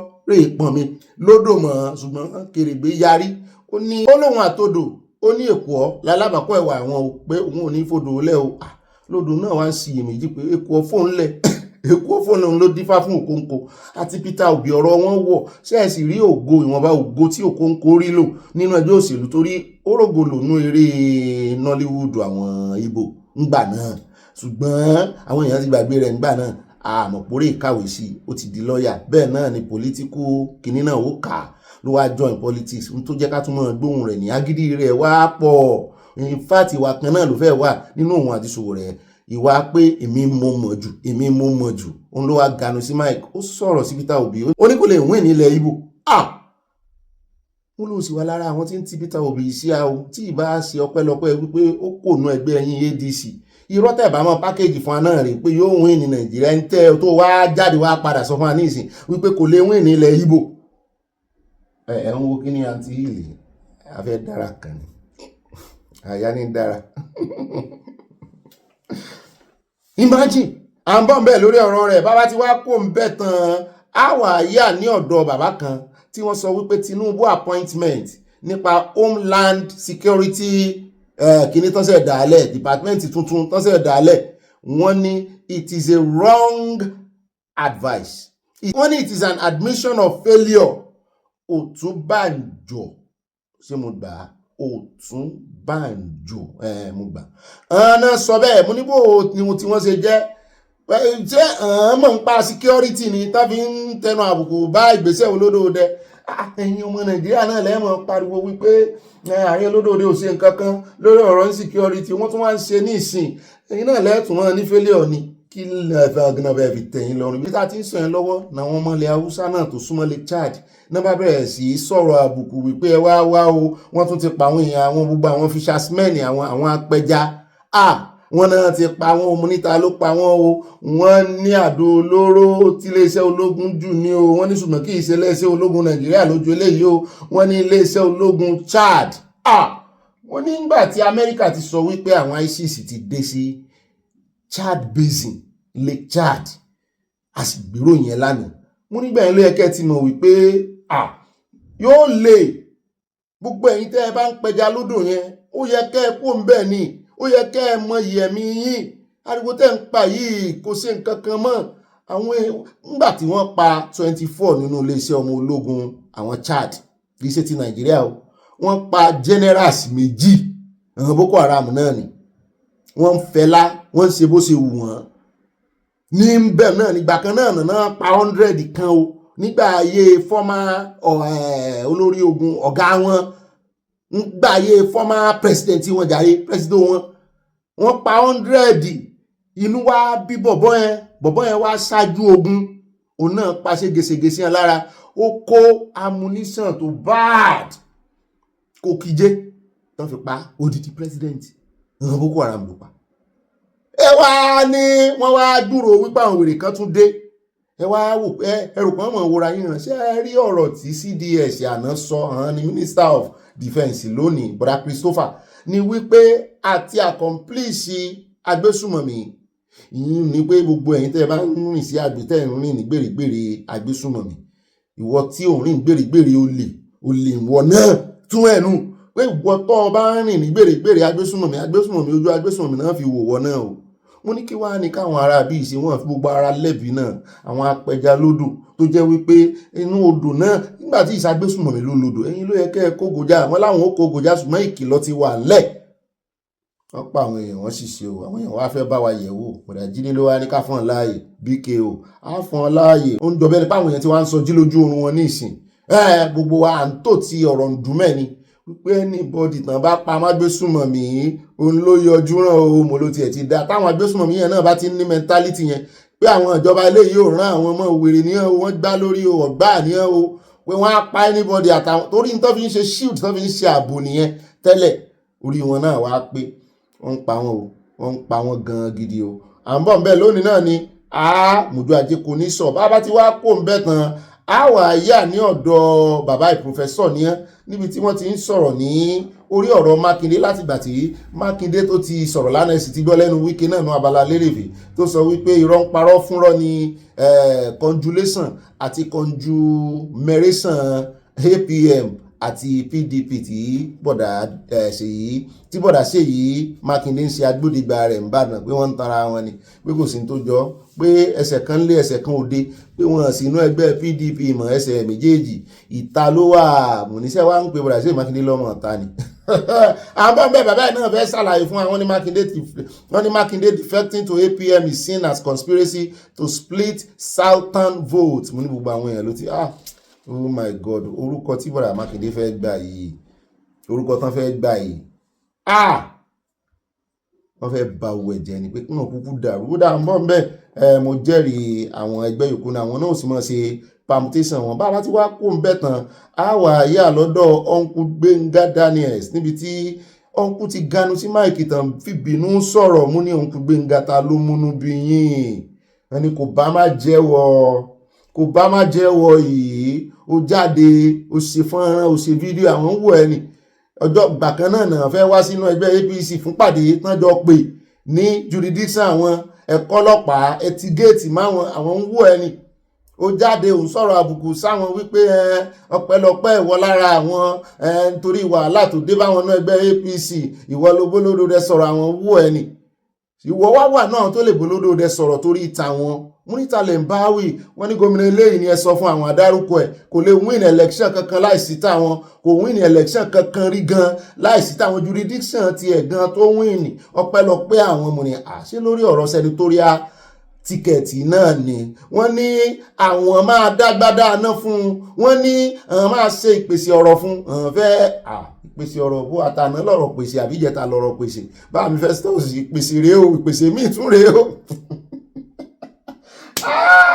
bá mi oníbírẹ́dì náà ní ṣé mo lọ ṣẹlẹ̀ rí ni mo ní kọ́lọ̀ ń ṣàánú wa mo rò pé mo lọ ṣẹlẹ̀ rí mo jọ sí ṣẹlẹ̀ rí ṣùgbọ́n mọ́ báwọn ọ̀rẹ́ mi lọ torí èmi ò léwọ́ sọ white láì dààmú rẹ̀ wọn ìdààmú rẹ̀ ń ṣẹlẹ̀ ni ó dààmú rẹ̀ sí ìdí kan nù tí àti pé kankan náà ní á àti ṣẹlẹ̀ àti kérúbù sóòrù kí wàá ní ìyàtọ̀ díẹ̀díẹ̀ ló wà ń bẹ̀ same thing náà ni Ọ̀ṣọ́fà àti bàbá Mósè Orímọládé lọ́rọ̀ kan ibi tá ń lọ ká mọ́ ìfọ̀rọ̀ lẹ́sọ̀rọ̀ òun náà ní Bọ̀dá Gbénga ti kó gbogbo ọ̀rọ̀ lẹ́ wọ́n ní buffet ni o wọ́n ní kí n bọ́n kó sórí tébù kò sáfù ara rẹ̀ buffet ìpèsè ọ̀rọ̀ tún wà wọ́n ní bẹ́ẹ̀ ni ìpèsè rèé o mo ní àṣejẹ ń kọ́ yẹ kẹ́ ẹ̀fà àṣejẹ sí wọ́n ní gbogbo ẹ̀ náà kó pọ̀ buffet wọ́n ní kó wá mú tiẹ̀ ń bẹ́ẹ̀ wọ́n ní àfi tó lódò dẹ́bẹ̀bọ̀n sọ̀rọ̀ wọ́n ní àwọn fẹ́ fàtàn mo ní implosion tá à ń retí kọ́ yìí àwọn àfojú ẹgbẹ́ kan wò ni wọ́n ló fẹ́ jọ bẹ́ẹ̀ ṣùgbọ́n kì í ṣe implosion àwọn ò ní jẹ́ kó bẹgbẹ́ jẹ́ mo lẹ́yìn lẹ́mọ̀ àní rí jù báyìí lọ́nu gbogbo àwọn àkórí ìròyìn wa bá bá dénú àkójọpọ̀ ìròyìn àfẹ́ lójú ó dá ẹjẹ́ àtẹ̀wájú àròjọ musolókun torí àfẹ́ pẹ́ rárá àbí ká ló ti àwọn NDLEA ń bí ni ẹjẹ́ àlùnú Abala Sanawole ẹjẹ́ àyàfọ́ tó wà no space for Sharia in Yoruba land no space for blaspheming law in Yoruba land. Ẹ ṣe iye thank God is right there o. À ń retí ọjọ́ ìbí màámi on the 19 ni o. Màámi Victoria Badijo wọ́n máa kó wáìnì fún wa gan-an táwọn fi wáìnì ṣe weekend on the 19 ni. Bẹ́ẹ̀ náà la celebrate mọ̀mọ́ mi kan náà lónìí nínú comment section. A celebrate wọn mọ̀mọ́ mi wà ní comment section. Ẹ ṣe Mushin olóòṣà àfi pàkà mo fẹ́ ṣe pápá pani ká lè tètè ju òyìn lálẹ́ yìí nítorí àná yẹn mo tún lọ Róòmù ni mo lè ṣe fàájì. N bá ti kó sí tí mi bá ní ìròyìn máa pẹ́ jù á ṣe kó mọ̀ pẹ́ jù mọ́ àti pé YouTube ràn wá lọ́wọ́ lẹ́nu ọjọ́ mẹ́ta ẹ̀ wọ́n tán wò wá jù Amẹ́ríkà náà wà aago Amẹ́ríkà ní YouTube ń lò fún wa so àwa tá wà Nàìjíríà àtàwọn tá wà ní Europe àtàwọn London Germany ní Italy ní nǹkan kan ní àwa ní máa pẹ́ máa dàbí pé ròyìn yẹn pẹ́ fún Amẹ́ríkà ìrọ̀lẹ́ náà ń wò wọ́n náà sì pọ̀ jù bíi 80% náà tán wà lórí ìkànnì Amẹ́ríkà nìyẹn. So aago yẹn mi wọn pé YouTube tún wọ́n ṣe bẹ́ẹ̀ aago yẹn náà ń da bá a tètè jùjú bẹ́ẹ̀ lọ ẹ lè mọ́ rèrò wò torí aago ọ̀dọ̀ wọn náà yí aago sí ó dá mo dúpẹ́ lọ́wọ́ gbogbo wa o káàkiri gbogbo àgbáyé ibi tẹ́ ti ń wò wá o aṣọ yìí ò ní fàyà láṣẹ Ọlọ́run Èdùmàrè ìfẹ́ tẹ́ ní sí mi Ọlọ́run ó bá nífẹ̀ẹ́ ẹ̀yin náà wọn wà ní kọjá èmi wọn ò ní jọra mi lójú bí tí n bá ti wá fẹnu wọn wà ní kọjá èmi láṣẹ Ọlọ́run ò ní jọra mi lójú gbogbo ibi tí mo wá ti rìn tí wọn mọ̀ rìn gbogbo ibi torí èèyàn ò lè mọ̀ rìn gbogbo ibi tí mo ti wá rìn torí ti mi torí èèyàn ò lè mọ̀ rìn kórí mọ́ mi bẹ́ẹ̀ náà ni wọ́n ní ọmọdé yìí mẹ́kọ̀ọ́ jẹ kó mọ̀ hà lọ́wọ́ gbogbo ibi tí ẹ̀kọ́ ti ra mi lọ́wọ́ pátápátá tí mi ò mọ̀ tàbí tí mo mọ̀ ẹ jọ̀ọ́ ẹ dáríjì mi. Ẹni kò sẹ́ni tí mo sẹ̀ ń bí àìrọ̀ àyẹ̀mọ́ sí ẹ̀yàn téèyàn mọ̀ ẹ dáríjì mi yọ yẹn kò ní yẹ ẹ God bless you wà ní iṣẹ́ ẹ̀yàn lórí ọ̀rọ̀ ẹ̀sìn tá a mẹ́nu lé ẹ máa wọ́n èèyàn tí mo ti ṣẹ̀ lórí ọ̀rọ̀ Kẹ́mi Wédọ́ọ̀kì tá à ń sọ ìgan mo ń ṣe àwọn ọmọ mi kan káàkiri àtàwọn bàbá mi tán bí lè pé kò yẹ kó jẹ́ Kẹ́mi ni ó sì jẹ́ torí òun ní candidate tọ́lọ́ yẹn ṣé ẹ rí àṣẹ burúkú ṣe rí làwọn èèyàn àṣẹ kàtán tẹsẹ̀ mọ́ rí ẹ̀ ń ṣe burúkú lónìí àbí tó sọ̀rọ̀ burúkú ó lè dọ̀la kó ṣe dáadáa wo ìtàn kan nínú Bíbélì náà tí bàbá pe ọmọ méjèèjì wípé mo fẹ́ rán ọ níṣẹ́ o tí kan yarí pé òun ò lọ ìkan lòun ó lọ èyí tó lọ ń gbòde ó lọ iṣẹ́ oníṣẹ́ lórí ìjẹ́ kò tiẹ̀ pàpà jíṣẹ́ hùn èyí tó lòun ò ní lọ tó pàpà wàá jíṣẹ́ yẹn ẹni tó jíṣẹ́ gangan àbí ẹni tó jíṣẹ́ gangan ló gba máàkì so gbogbo eléyìí tí Kẹ́mi ń sọ tẹ́ ń fọ̀rọ̀ ẹnu rẹ̀ jọ́ọ̀jì ẹ̀ ó lè jó gangan ní ohun tí ẹ̀ ní òní ò jíṣẹ́ alákọ̀ọ́kọ́ ẹjẹ́ àyà lọ́dọ̀ àjọ NDLEA ẹmọ́bìnrin bá pín wá dénú yín ẹmọ́ bá wa tẹ̀ sí àwọn olólùfẹ́ wa wọ́n ní inú wo làwọn lọ lábẹ́ àpáta wọ́n láwọn èèyàn ti ń dá ọgbọ́n kan ní ìsìn ogun olóró tá à ń sọ yìí wọ́n ní wọn dúró láàrin ìlú mọ́ mo ní èsì ò hàn náà bẹ́ẹ̀ wọ́n ṣe bí àwọn Boko Haram wọ́n nínú cave inú àpáta lábẹ́ ẹ̀wù lọ́hùn tẹ́ẹ̀lì fura sí hàn nínú jù nínú those secluded places remotely remote wọ́n ní bẹ́ẹ̀ ni gbogbo wọn ń lọ ń gbé ibẹ̀ gangan náà sodo sí ibẹ̀ náà ti manufacture àwọn kìíní wọ́n ní the videos and the pictures capture the moment NDLEA Nigeria officers uncovered and dismantled the network of caves and tunnels used by criminal elements for illicit drug use, trade and storage at Rimi Kebe area of Kano, where 19 suspects were arrested and various quantities of illicit substances recovered. It's indeed a different life underneath the earth. Wow. Congratulations to the Kano Strategic Command of the agency and all the gallant officers involved in the Operation Shah Mafaka. Munikan bá wa promote ọ̀gá wọn àtàwọn tán ṣiṣẹ́ yìí. Iṣẹ́ ńlá náà ṣe yìí. Nítorí ibi tán lọ yìí, wọ́n lè pa àwọn kan tó débẹ̀. Àwọn yẹn lè ti rí wọn. Kì í ṣe nǹkan kékeré ṣe rí ibi tí ogun olóró tiẹ̀ wá ń lọ ní ìsìn. Ó ti wá yé mi gbàngbàngbà wípé kì í sàn ọmọ Nàìjíríà nìkan ṣe rí èyí tán máa ń pè ní àjẹkùlẹ̀ rí gbòòrò ṣe ẹ̀rọ àwọn tó ń mú ogun olóró gangan agbésùnmọ̀mí ni o torí ojú lásán ò ṣe é ṣe wèrè nǹkan mú tí NDLEA bá lè tún pọ̀ sí tóògùn olóró bá kú téèyàn ó bá ti ẹ̀ pààyàn wọ́n máa ń mú kíní wọ́n máa ń dí wọn lójú ní lẹ́kọ̀ọ́ èmi ò lè pẹ́ díẹ̀ nú wọn normally láì mọ ogun olóró so ẹ ṣé o agbẹnusọ wọn náà bọ̀dà Fẹ́mi bàbá Fẹ́mi yóò dáa fún yín o àrí bẹ́ẹ̀ ṣe ṣiṣẹ́ níbẹ̀ yẹn o bí tẹ́ ti ẹ̀ lọ yẹn bí ìgbà tẹ́ ajá tó relé ẹkùn ni nítorí àwọn tí ń tògùn olóró yìí náà wọ́n máa ń ní nǹkan ìjà o nǹkan ìjà olóró wọ́n máa ń ní ó dẹ̀ já pọ̀ bẹ́ẹ̀ já tẹ̀ wájú ẹja wa lọ sí ọ̀dọ̀ arákùnrin yìí wọ́n ní imam former imam UK ni wọ́n lọ́wọ́ ti bà former London kì í ṣe UK London UK pọ̀ ju London lọ former London imam Abdulkhan wọ́n ní wọ́n ti fi sẹ́wọ̀n ayérayé o forever and never lórí wípé ìpọ̀n ìbásùn ní mọ̀ tún preach wípé kán bọ́mọdé lájọṣepọ̀ pé ọmọdé nínú òfin UK ọmọ ọdún mélòó léèyàn gbọ́dọ̀ jẹ́ kó tó máa fojú major wò tán ní fojú minor wò mọ́ ṣùgbọ́n sẹ́mọ̀ pé nínú ẹ̀sìn àwọn alákatakítí kì í sí ẹ̀sìn àlàáfíà o àwọn alákatakítí àwọn onímọ̀ líle yìí àwọn onísàríà ìsọnù àwọn oníjihadism gbà wípé ọmọ kékeré tí ò tí bàlágà ó ti tó jẹ imagine kéèyàn máa sin adìyẹ gan wọ́n ní bádìyẹ ó sì tóbi tó ti mọ̀ pé ilé yìí ti gbó ó ti tó jẹ kọ́ wá rè máa jẹ adìyẹ kó kúkú jẹyin gan tí ò tí fọ́ọ̀mù ó bèèrè dúkùn rè máa jẹ kùgbókùgbó lọ ṣùgbọ́n bí tá ti wá sọ yẹn lọ́wọ́ náà ti wá sọ wípé ẹ wá gbọ́ ilé yìí náà ó ṣẹlẹ̀ nú ẹ̀sìn kìrìsìtẹ́nì náà mo ní kò sí bí táyì ti dáná alẹ́ àtòrí ẹ̀sìn sọ ilé yìí ní ìsìn àwọn ẹlẹ́sìn nǹkan máa ń rò pa nítorí ẹ̀sìn sọ òun náà láti ti fẹ́ mẹ́nu lélẹ̀ ní ìsìn kìrìsìtẹ́nì ni o ẹ mọ̀ kán náà àwọn pásítọ̀ tí máa ń jójó kíní kiri bí ìjó Tom and Jerry tí máa ń jójó cartoon kiri yẹn wọ́n fẹ́ sùn kàn lọ́jọ́ sí ní ìsìn wọn náà ti remand ẹ̀ Abuja based pastor Amos Isha has been remanded in custody after pleading not guilty fún wípé wọ́n ní ó fi ipá bá ọmọ ọdún 14 lò. ṣé ẹ rí ọ̀rọ̀ ìbálòpọ̀ yìí nínú ṣọ́ọ̀ṣì ọlọ́run yàbíyà Sátánì ni láàrin àwọn pásítọ̀ àtọmọ ọ̀dọ́ kìí ṣe wo pásítọ̀ láàrin àwọn àti ń sọ ti kìrìsìtẹ́nì báyìí o so ẹ̀yin mùsùlùmí ṣe ti rí báwọn pé àṣojú ṣàlù ìròyìn làwọn ń gbé bó lẹ́sìn wọ́n fẹ́ fi ọkàn kíní wo ìròyìn wa àwa àwà báyàsì ń bí o ẹni tí tó bá rò bẹ́ẹ̀ fúnra ara rẹ̀ kó yẹra rẹ̀ ò kò dún wájú mìíràn òun ló wà báyàsì àmọ́ kógo já àìfarí apá kan dápá kan sí ọjọ́ tó bá káwọn oníṣẹ̀ṣe náà á sì kíni á sọ bá a ṣe lè kógo já ní society nìyẹn ká bẹ́ràn wí ká bẹ́ràn wí pé eléyìí kì í sara wa eléyìí a deny ẹ̀ ìkàlélé yìí ó kàn fẹ́ fi ẹ̀sìn bojú ní simple as ebi iṣẹ́ ariwo tá à ń pa lé àwọn tí ń lo Allah akbaru yín tẹ́yìn fi ń sin ọlọ́run tẹ́ fi ń gbọ́ ọlọ́run tóbi ohun tán fi ń pààyàn ariwo tá à ń pa lé wọn lórí nìyẹn tán kàn ń bínú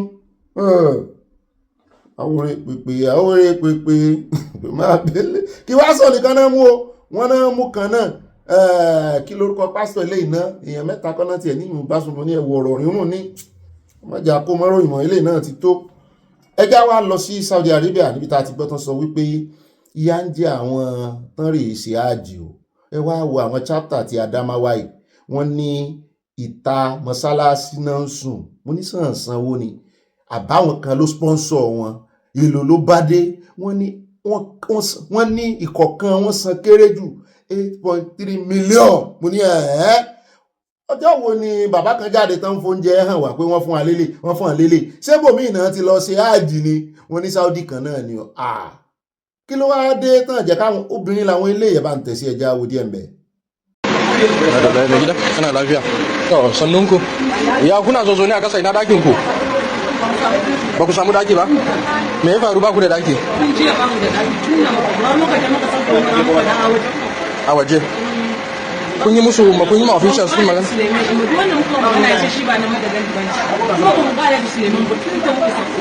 ku daga ina kuke a waje kuka kwana ke daga ina kike daga son ina dakin ki ba ki da daki ina kika kwana a waje ka kwana a waje Allah ya kyauta to a gaskiya ba mu ji daɗin wannan abun ba domin ba yadda za a yi a ce alhazawa kamar haka ka dubi kayan mutane a zuzo a waje mutane suka kwana a waje is very wrong very very wrong bai yi ba wayannan da kuke ganin sunan duka ba su da daki ba ma kina da daki a ina kika kwana amma masallaci Baba, ka samu daki? Baka samu daki ba. Kai mutumin ina ne? Wani local government? Yola North. Kuma baka samu daki ba. Da shekarun ka na waje ka kwana. Allah ya sauka. To, ga dai shaida.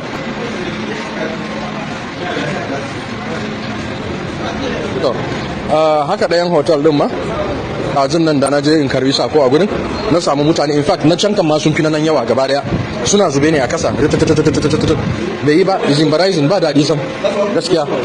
Sai ka ce ba mu da officials, wani irin abu ne haka a ce mutane ne mahajjata alhazawa ne wa'annan fi sabili. Ó dáa ká mọ́ bá pẹ̀jù ní ẹja tẹ̀ wájú náà lẹ́ti rí yẹn o, àwọn ọmọ Nàìjíríà bá tún bẹ̀rẹ̀ sí blame wọn mú ni àwọn kọ́ ló yẹ kẹ́ blame ìjọba Saudi tàbí àwọn àjọ tí ń ṣagbátẹrù hajj láti Nàìjíríà ló yẹ kẹ́ sọ̀rọ̀ sí.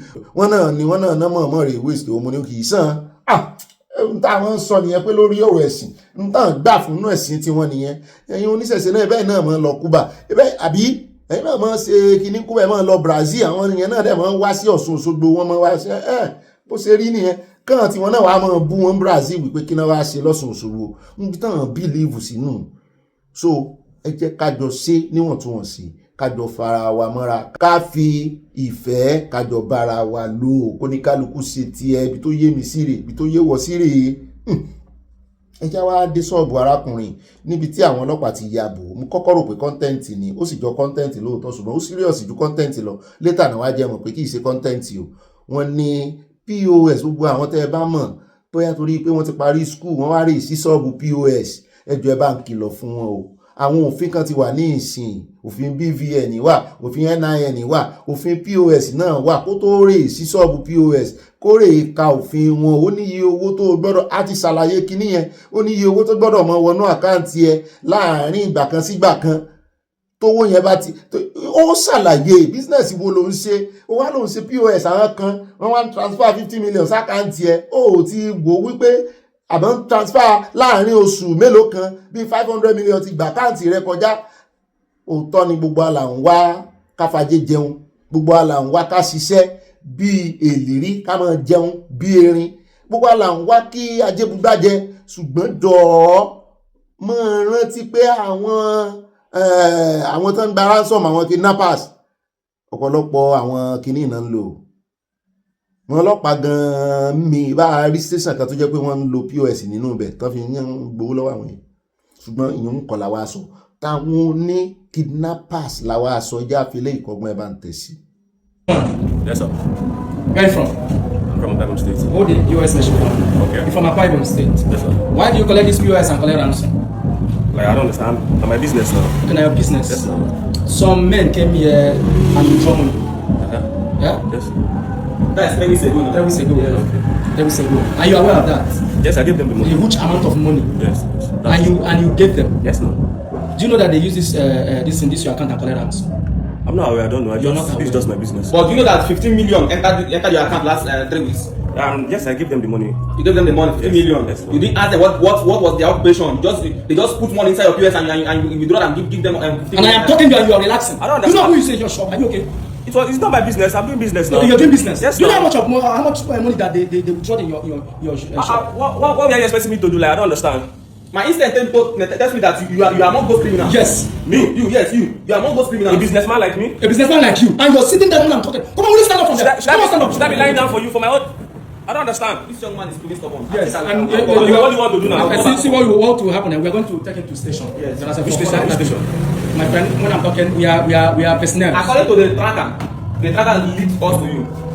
This is where the money came. Let's show you the tracker. This is where the money came, and I believe so. And you have been doing this thing all this while. Yes. You have been doing this thing all this while. How am I supposed to know? Do you know that we have printed your statement of account? Yes. This guy over 500 million has gone into this POS for the past 5 months. Yes. What did you do for a living? You said your POS. Can you see the tracker? I'm seeing it. Okay. You're seeing the tracker. Oh, let's go to the section. Now, Mr. Man, you're under arrest for fraudulence. I don't understand. Yes. You need to remain silent. Anything you say now will be used against you. No, I can't leave my shop. You can't leave your shop. Can't you see I'm this property has been secured by government. Yes. And you are when I'm not even aware. Now you are aware. I've seen that more than 500 million has entered into this POS for the past 5 months. all the savings of accounts is in my daughter's. My friend, I am talking to you. Are you okay? Do you want me to launch you? Are you? Come on, move. Take a spell. Come on. Are you okay? I'm shouting at you. Are you okay? You will bring the success for us.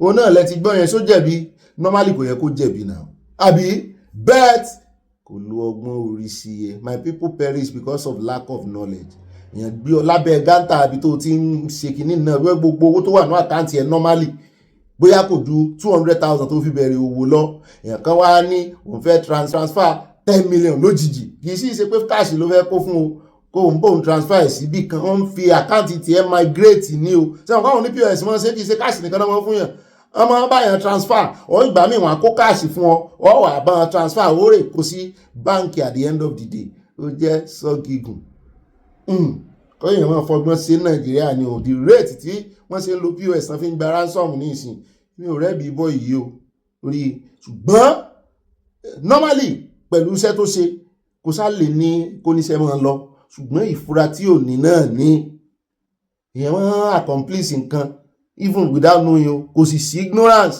under the law àbúwà ni ó bá ti wọ ẹ̀jẹ̀ ń gbọ́ ó dánú Abala Sanawole tó ní oúnjẹ bẹ́ẹ̀ ni pé a ti kó gojá o lórí Abala Sanawole àti kó gojá ibi láfẹnu ọkọ̀ tì sí lórí ti Abala rọ́ọ̀kù kan o ẹ̀wọ̀n bínú ẹja adébàdàn wọ́n ń fi ẹ̀bí kan bọ̀dà Ṣèyí Mákindé àwọn èèyàn wọn náà sì rán sí wọn torí wọ́n ní ọmọ náà láàrán sí náà wọ́n ní kí adití ó bá tètè gbọ́ náà ṣe máa sọ̀rọ̀ lójú ọmọ rẹ̀ ló dífá fún ẹni tá a fẹ́ gbọ́rọ̀ lẹ́nu rẹ̀ Honorable Fẹ́mi Josiah ni wọ́n pè wọ́n wá ń dá wọn lẹ́bi wípé ẹ wá dúró létẹ́ ẹ wọ́n gbàtẹ́ lẹ́yìn ṣe circular road ìjọba yín ìjọba Ṣèyí Mákindé ẹ wá jáde ní ìsìn alẹ́ fẹ́ ṣe presidency pèsè ẹ̀rù pa àwọn ti Ìbàdàn gan lè dìbò fún yín náà tó ń kọrin awere pèpè fún yín lọ́jọ́ sí tó ń ṣe àbẹ́rẹ́ rí pé wọ́n ti ṣe pé wọ́n gbé kinní jáde Ìṣàngó já wọ́n gbé oríṣiríṣi jáde fún wọn gbẹtúgbẹtú ní o ọ̀fọ̀ ní o gbogbo ẹ̀nà gbé jáde lọ́jọ́ náà pé kí ló dé wọ́n wá ṣàlàyé kan tèmi náà fi wá da ọ̀rọ̀ wọn rò ní tó bá jẹ́ pé bẹ́ẹ̀ ni lóòótọ́ jẹ́ pé àwọn aráàlú ló wọ gàwó ṣùgbọ́n kí ni ẹ̀yin náà ń ṣe tí àwọn ọmọ onílẹ̀ ṣe lọ ń ta ilẹ̀ èèwọ̀ tí ò yẹ kán tà fáwọn aráàlú kí ní ìjọba ń wẹ bá ń tẹ̀sí ẹja gbọ́ atótónu wọn bí ó bá make sense. bí sáwọn èèyàn tẹ wọlé wọn ní circular road corridor ṣé wọn ó dùn sẹ́gbẹ́ ẹlẹ́gẹ̀ẹ́. ṣé ìjọba wọlé láìbọ̀ fòfin ni àbí wọ́n wọlé níbi tí ò yẹ kán kọ́lé sí. wọ́n ní wọ́n wọlé wọ́n fi 450,000 fẹ́ni tó wọ́ 3 bedroom flat. jẹ́ ká ṣàlàyé mo fẹ́ fàṣìkò yìí jẹ́ káwọn aráàlú mọ̀ bí kò sí ilé tíjọba wó tí ó tọ̀nà láti wó. kìíní tá à ń sọ yìí náà. wọn ò tẹ̀lé òfin ni. ìjọba tẹ̀lé òfin. àwọn tó kọ́lé ni ò tẹ̀lé òfin. wọn ò tẹ̀lé òfin kì í dẹ̀ ń ṣe báwọn náà mọ̀ máa tẹ̀lé òfin. ọlọ́run máa yẹ ká bọ́ sọ́wọ́ alágbèdá. ṣẹ́rí ọ̀pọ̀lọpọ̀ àwọn tó talẹ̀ fún wọn. wọ́n ti mọ̀ pé ìjọba ti gbalẹ̀ yẹn. ìjọba ló ní gbogbo lẹ̀. bẹ́ẹ̀ ni. afúnṣọ́ láràlú bó kọ́lé tó bá jẹ́ jẹ́ 100 years tó bá jẹ́ ilẹ̀ ẹbí ẹ gbàwé lọ́wọ́ ìjọba pẹ́yìn lẹ́ni lẹ̀ tíjọba bá fẹ́ lo lẹ̀ yẹn fún àǹfààní gbogbo aráàlú wọn ò gbalẹ̀ o bọ̀ ó tọ́ kíjọba compensate wọn àmọ́ tíjọba bá wá compensate ẹni tí ò lẹ́tọ̀ọ́ láti ẹ̀ ti kọ́lé síbẹ̀ ẹjọ́ ṣèjọba gbìyànjú. ṣé eléyìí ó ṣe é ṣàlàyé fáwọn aráàlú tí wọ́n wọlé wọn ọ̀rọ̀ yín yé mi o. ṣẹ́rí ọlọ́run má yẹ ká kọ́ ọwọ́ eléyìí jẹ́ ẹ̀kọ́ fún ọ̀pọ̀lọpọ̀ àwọn èèyàn. gbẹ́kẹ̀ tó ralẹ̀ ẹ̀wádìí ṣẹ́rí kí ni yóò rújú kò sílẹ̀ kan lọ́yọ̀ state tí ò ní àkọọ́lẹ̀ ní minister of land kẹ́ tó ralẹ̀ kó jẹ́ pé ọmọ ìyá yín ló fẹ́ tà fún yín ẹgbàwẹ̀ ẹ lọ mí pé ilẹ̀ yìí o ṣé kò ní nǹkan ọ̀nù ṣé kò sọ̀rọ̀ lórí ẹ̀ ilẹ̀ tó ti force acquisition láyé tàyè bàbá wa Olúbàdàn Rashidi Ládọjà tí wọ́n ti gbà nígbà tí gómìnà Ajímọ̀bí dé àwọn sọ pé yàrá kan lo 150 sí kínní àwọn sùn ní 500 ní tí gómìnà Ṣèyí Mákindé dẹ̀bánlẹ̀ nìyẹn lóòótọ́ ìgbà tó bẹ̀rẹ̀ sí wọlé táwọn èèyàn pariwo wọn wọlé mọ́ nítorí wá sọ̀rọ̀ pé ẹ̀yin tẹ́ ti kọ́lé o á fi lẹ́yìn lẹ̀ tíjọba fẹ́ ṣe á ṣe pọ̀ mọ́ lẹ́yìn tó ti wà ń bẹ̀ sọ̀rọ̀ pé ìjọba tún sún díẹ̀ bẹ̀yìn tẹ́ ẹ̀ tí kọ́lé ẹ má lọ kọ́lé síbẹ̀ o. ìyún ti dà. ṣé wàá rí tọ́ ẹ bá talẹ̀ fún mi tí mo rí bẹ́ẹ̀ lómi jìbìtì lẹ̀ ni torí ilẹ̀ tẹ̀ ta fún mi ò ń ṣe lẹ́yìn mọ́ káàtì sọ pé mi ìmọ̀ ńgbà tẹ̀ ta ẹjọ́ kí ló tọ́ kí n ṣe gẹ́gẹ́ bí aráàlú tó bọ̀ fòfin ń padà lọ bẹ́ẹ̀ tó talẹ̀ fún mi ni ilé ẹjọ́ wà ń bẹ̀ bó jẹ́ dúkìá kan ló ní tí wọ́n tà tó ń fi dáwọ́ mi padà kí lè jẹ́ àǹfààní fáwọn tó ń talẹ̀ fẹ́ẹ́ bá talẹ̀ fẹ́ẹ́ bá sì wà láyé o lè gbowó rẹ̀ padà o pẹ̀lú ẹnìgan pẹ̀lú èlé olóògbé rẹ̀. ó lọ Mohammed Murtala Martins yọ yẹ yín mo tẹlẹ pátì dọdọ yín ní ìsìn náà ni yọ yẹ yín kò ní yẹ ẹ lẹ ẹ gbọ́ ṣé ọ̀rọ̀ tán sọ excuse yẹn só múnádóko. Ìjọba náà meanwhile ọ̀pọ̀lọpọ̀ àwọn tán wọlé wọ́n níwèé ilẹ̀ wọ́n níwèé gbogbo ẹ̀ nígbà tí wọ́n bá tiẹ̀ wá ti ṣe mistake tán ti ralẹ̀ tán fẹ́ wá ṣèwé lọ́dọ̀ yín so ẹ kẹ́yìn ṣèwé ilẹ̀ fún wọn àbí ẹmbásá níwèé ilẹ̀ lẹ́ ń compensate ẹ sì compensate àwọn kan wọ́n ti ẹ̀ náà fáwọn ní 3 bedroom kan ní 450,000 kí náà fẹ́ fi ṣe níbi tí sìmẹ́ǹtì wọn dé mọ́ mi kan nú abala comment section náà ní káwọn pariwo lé Dangote àti olódòdó lórí kan mówó sìmẹ́ǹtì wálé mo ní ẹ ń bá jẹun yóò ní kọ́lé owó oúnjẹ owó ata nǹkan ọbẹ̀ ìlú ọbẹ̀ làwọn èèyàn sì ń pariwo kan mú wálẹ̀ àti oúnjẹ tán fi jẹ ráìsì náà ní best food Nàìjíríà sìmẹ́ǹtì ni mọ́ mi ní kan mú wálẹ̀ bóyá sìmẹ́ǹtì náà ń ta àti báyìí pa láriwo ó dà ní ríjú àlọ́nà abala ti sáwọn lé ní pápá ẹja catapult kí n pe àyàwọlé káyàwó àgbà débẹ̀ náà abala èèyàn olólùfẹ́ wa abala comment section ó dùn mọ̀ràn ìmọ̀ràn àròjọ mùsùlùkùn. mo máa dẹ̀ tún kí yín káàbọ̀ sínú abala ẹ̀yin olólùfẹ́ wa abala comment section mọ́ mi Victoria Badejo wọ́n ní Kunduz congratulations to Governor Seyi Makinde Aloripo declare I am going to declare my candidacy for Nigerian diaspora president on my birthday May 19 gbogbo àtẹ̀lóǹtẹ̀ on the 19th wow ọlọ́jọ́ ìbí máa wọlé o máa rọra happy birthday to you in advance ẹ̀ mọ̀ wọ̀rí àlẹ́mọ̀ sáláì celebrate yín ládùúrú wáìnì tá a ti gbà lọ́wọ́ yín lórí ìkànnì ẹ mọ̀ wọ̀rí wáìnì láàmú àní mú mi wáìnì láàmú fi somi lọ́jọ́ náà happy birthday mami igba ọdún kan àní wáyé tí o on the 19th ẹ sáà ràn mí létí náà on the 18th day before bẹ́ẹ̀ ni ẹja lọ sọ́dọ̀ àti Rachel Meluwọlé wọn ní ẹ̀ka alẹ́ ìbá ròyìn ṣé kìí ṣe pé ẹ fẹ́ dá owó sílẹ̀ báyìí àbí ìgbà wo ni ìyá wa Cipriano tún gbórí wọlé wọ́n mi ẹ ti sùn Cipriano ní ẹlẹ́yinjú ẹ̀gẹ́ mo fẹ́ràn rẹ olólùfẹ́ tó bá di fẹ́rẹ́fẹ́ tó bá dọ́jọ́ alẹ́ pèmí lórúkọ kò fà mí nírun mú Cipriano ní fà mí nírun gbọ̀n ní ìsinyìí ó ẹlẹ́yà ń wò mí ni ẹlẹ́yà ń tọ́jú ọmọ lọ́wọ́. bẹ́ẹ̀ náà ni mọ́mí Stella Odele wọn ní Ọ̀gbẹ́ni Bobby ẹjọ́ ṣé pé bàbá òṣìṣẹ́ ọmọlẹ̀ nìkan ló dìde fún Nàìjíríà ní South Africa onìkan la rí o àwọn sínẹ́ẹ̀tì tó kù ńkọ́ kò kàn wọ́n Sowore dà àti àwọn activists tó kù ṣé wọn ò gbọ́ ní Sowore bò kò kan Sowore tí Sowore ń jàǹbálá kiri lé lórí ó kọjá bẹ́ẹ̀ Sowore fẹ́ save Nàìjíríà olùgbàlà Nàìjíríà nù iṣẹ́ pọ̀ lọ́wọ́ rẹ̀ bẹ́ẹ̀ náà ni ẹjẹ́ lọ sọ́dọ̀ mọ́mí Grace Olùṣòótọ́ wọ́n ní a parí ìpàdé ní déédéé aago kan òru sí ojúmọ́ Jímọ̀ olóyin ògo ọláyìn ni fún Olúwa lókè ọ̀run mọ́mí apẹ́ díẹ̀ lẹ́sàn ó ti yé mi àná yẹn kò fẹ́ mọ̀ sí ròyìn lánàá mo dùn ni bẹ́ẹ̀ náà ni mọ́mí Mary Odùnú yìí wọ́n ní Bobby mi alálùbáríkà aláṣeyọrí ni àwa ọmọ Oòduà Kẹ́mi Bedinok in capital letter ó ti dé ilẹ̀ ìmúṣẹ ìlérí rẹ̀ aláyọ̀ ní gbogbo wa lórí ìkànnì yìí mọ́mí tẹ́lọ̀sì àti nǹkan panu mọ́mí ẹ parọ́ aláyọ̀ ní àìsọmọ ìbànújẹ́ wọ́n tẹ̀síwájú wọn ní òbí tèmi nìkan àtàyà mi ọ̀wọ́n mo kí gbogbo ilé aláyọ̀ gbogbo lé wọn kí yín o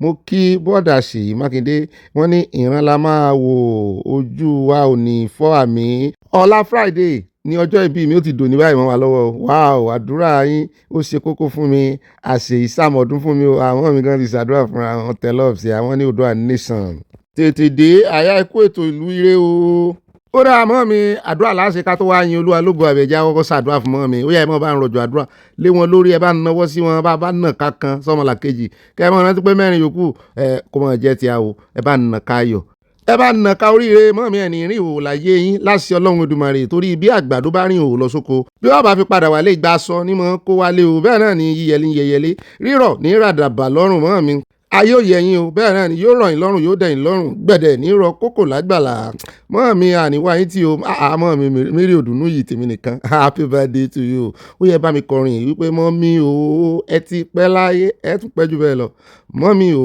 ẹ ti jẹun ọmọ ẹ wà jẹ tọmọ ọmọ àyẹ̀ní bá ní kò ní rí bẹ́ẹ̀ bá ń fill in the gap happy birthday to you ìgbà ọdún kan we celebrate you bẹ́ẹ̀ náà ni à ń wo ti mọ́ mi Victoria Badejo lọ́ọ̀kan báyìí bẹ́ẹ̀ náà ni ẹlẹ́hàá mi ọ̀wọ́n wọn ní ẹ̀ka alẹ́ gbogbo ilé aláyẹ̀ o àti ọkọ mi olóríire àbí ìyàwó mi alálùbáríkà ó yẹ kí wọ́n pàṣẹ fún ìyá olóúnjẹ yẹn kó jẹ nínú ata yẹn ohun tá a máa jẹ là ń wá a ò ní pàdé ohun tó máa jẹ wá o I love you babe I love you too Cipriano fẹ́ bí ojú kan wò mí. Mọ́mí Stella Odele wọ́n ní Ọ̀gbẹ́ni Bobby ẹ̀ka alẹ́ o mọ́mí ẹ̀ka o ẹ jọ̀ọ́ ibo la tún já sí báyìí Mákindé tún jáde níbo la wá ń lọ àwọn mi ọmọ ibi tó ń lọ àwọn òbọn rí ibi kankan ọ̀tọ̀ níbi táwa ń lọ inú òmìnira làwa dìbò fún mú rí oríṣiríṣi love tẹ̀tẹ̀ sí love yìí pọ̀ o bẹ́ẹ̀ náà ni ẹ já wa lọ tààràtàrà sí ọ̀dọ̀ at Joe Marcin wọ́n ní Ọ̀gbẹ́ni Bobby ó tọ́jọ́ mẹ́ta báà mi ó tọ́jọ́ mẹ́ta ń retí Yorùbá Nation o lórí ọ̀rọ̀ gómìnà Ṣèyí Mákindé fún ipò ààrẹ ọ̀tẹ̀ Ìbàdàn rèé o ó yẹ kí àwa Yorùbá pé ìpàdé àjọ ìrònú ó mà ṣe o àwọn olóṣèlú lẹ́rìí yàn bẹ́ẹ̀ náà ni ẹjẹ́ àdọ́dọ̀ bá mi Bọ́lájí Bẹ̀ntáì wọ́n ní I love Oshiomhole submission about this South Africa issue. If he can continue to do like this, he will remain the best outspoken senators among them. They need to take the issue more serious like this. Ààrẹ lómi kó tún bá fohùn sí o kó bá fohùn gbálẹ́gbẹ̀ẹ́ bẹ́ẹ̀ náà ni ẹjẹ́ lọ tààràtàrà sọ́dọ̀ bá mi Martin Adébọ̀wálé wọ́n ní obì tíá wọ́n ní àràrá yìí máa sọ pé it's time meaning èmi ló kàn naija abẹ́ẹ̀rí ọmọ tí ò rán yẹn. Bẹ́ẹ̀ náà ni màámi Christiana Sheba mọ́ mi dáadáa wọ́n ní òbí ẹ̀kú iṣẹ́ òní o ibà ìfẹsẹ̀wápọ̀ Ọlọ́run yóò máa tì lẹ́yìn àmì kò ní tí a lójú o ọ̀rọ̀ Nàìjíríà yìí ó tojú sú wa o ọ̀nà àrà ni Ọlọ́run yóò fi gba ilẹ̀ wa fún wa o màmá Sheba USC wọ́n tẹ lọ́ọ̀sì àti nǹkan panu. Báàmì Richard ọmọkànramọ wọ́n tẹ lọ́ọ̀fù rẹpẹtẹ sí àti nǹkan panu báàmì mo rọ́wọ́ yín o kọ́lọ́mbà nífẹ̀ẹ́ yín.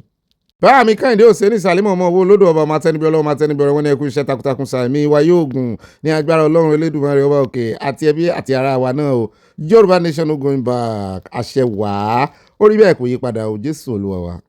Ó dáa àti dọ́dọ̀ màámi ẹ̀mí ìgè wọ́n ní ọ̀rọ̀ ìtìjú wọ́n lé wa ní ẹ̀kíní ẹ̀kejì síbẹ̀ tún lọ ibẹ̀ ṣé tí àwọn olórí wa bá rí tí wa rò kí ló yẹ ká tún wá lọ ìlú wọn yẹn South Africa. Ṣebí sóbàtà ni wọ́n ní Nàìjíríà nígbà tí ogun jà wọ́n láyé ọjọ́ yẹn àfi kí wọ́n máa yáwó kiri sá ìyẹn South Africa náà àṣírí wọn ló tún tó yìí.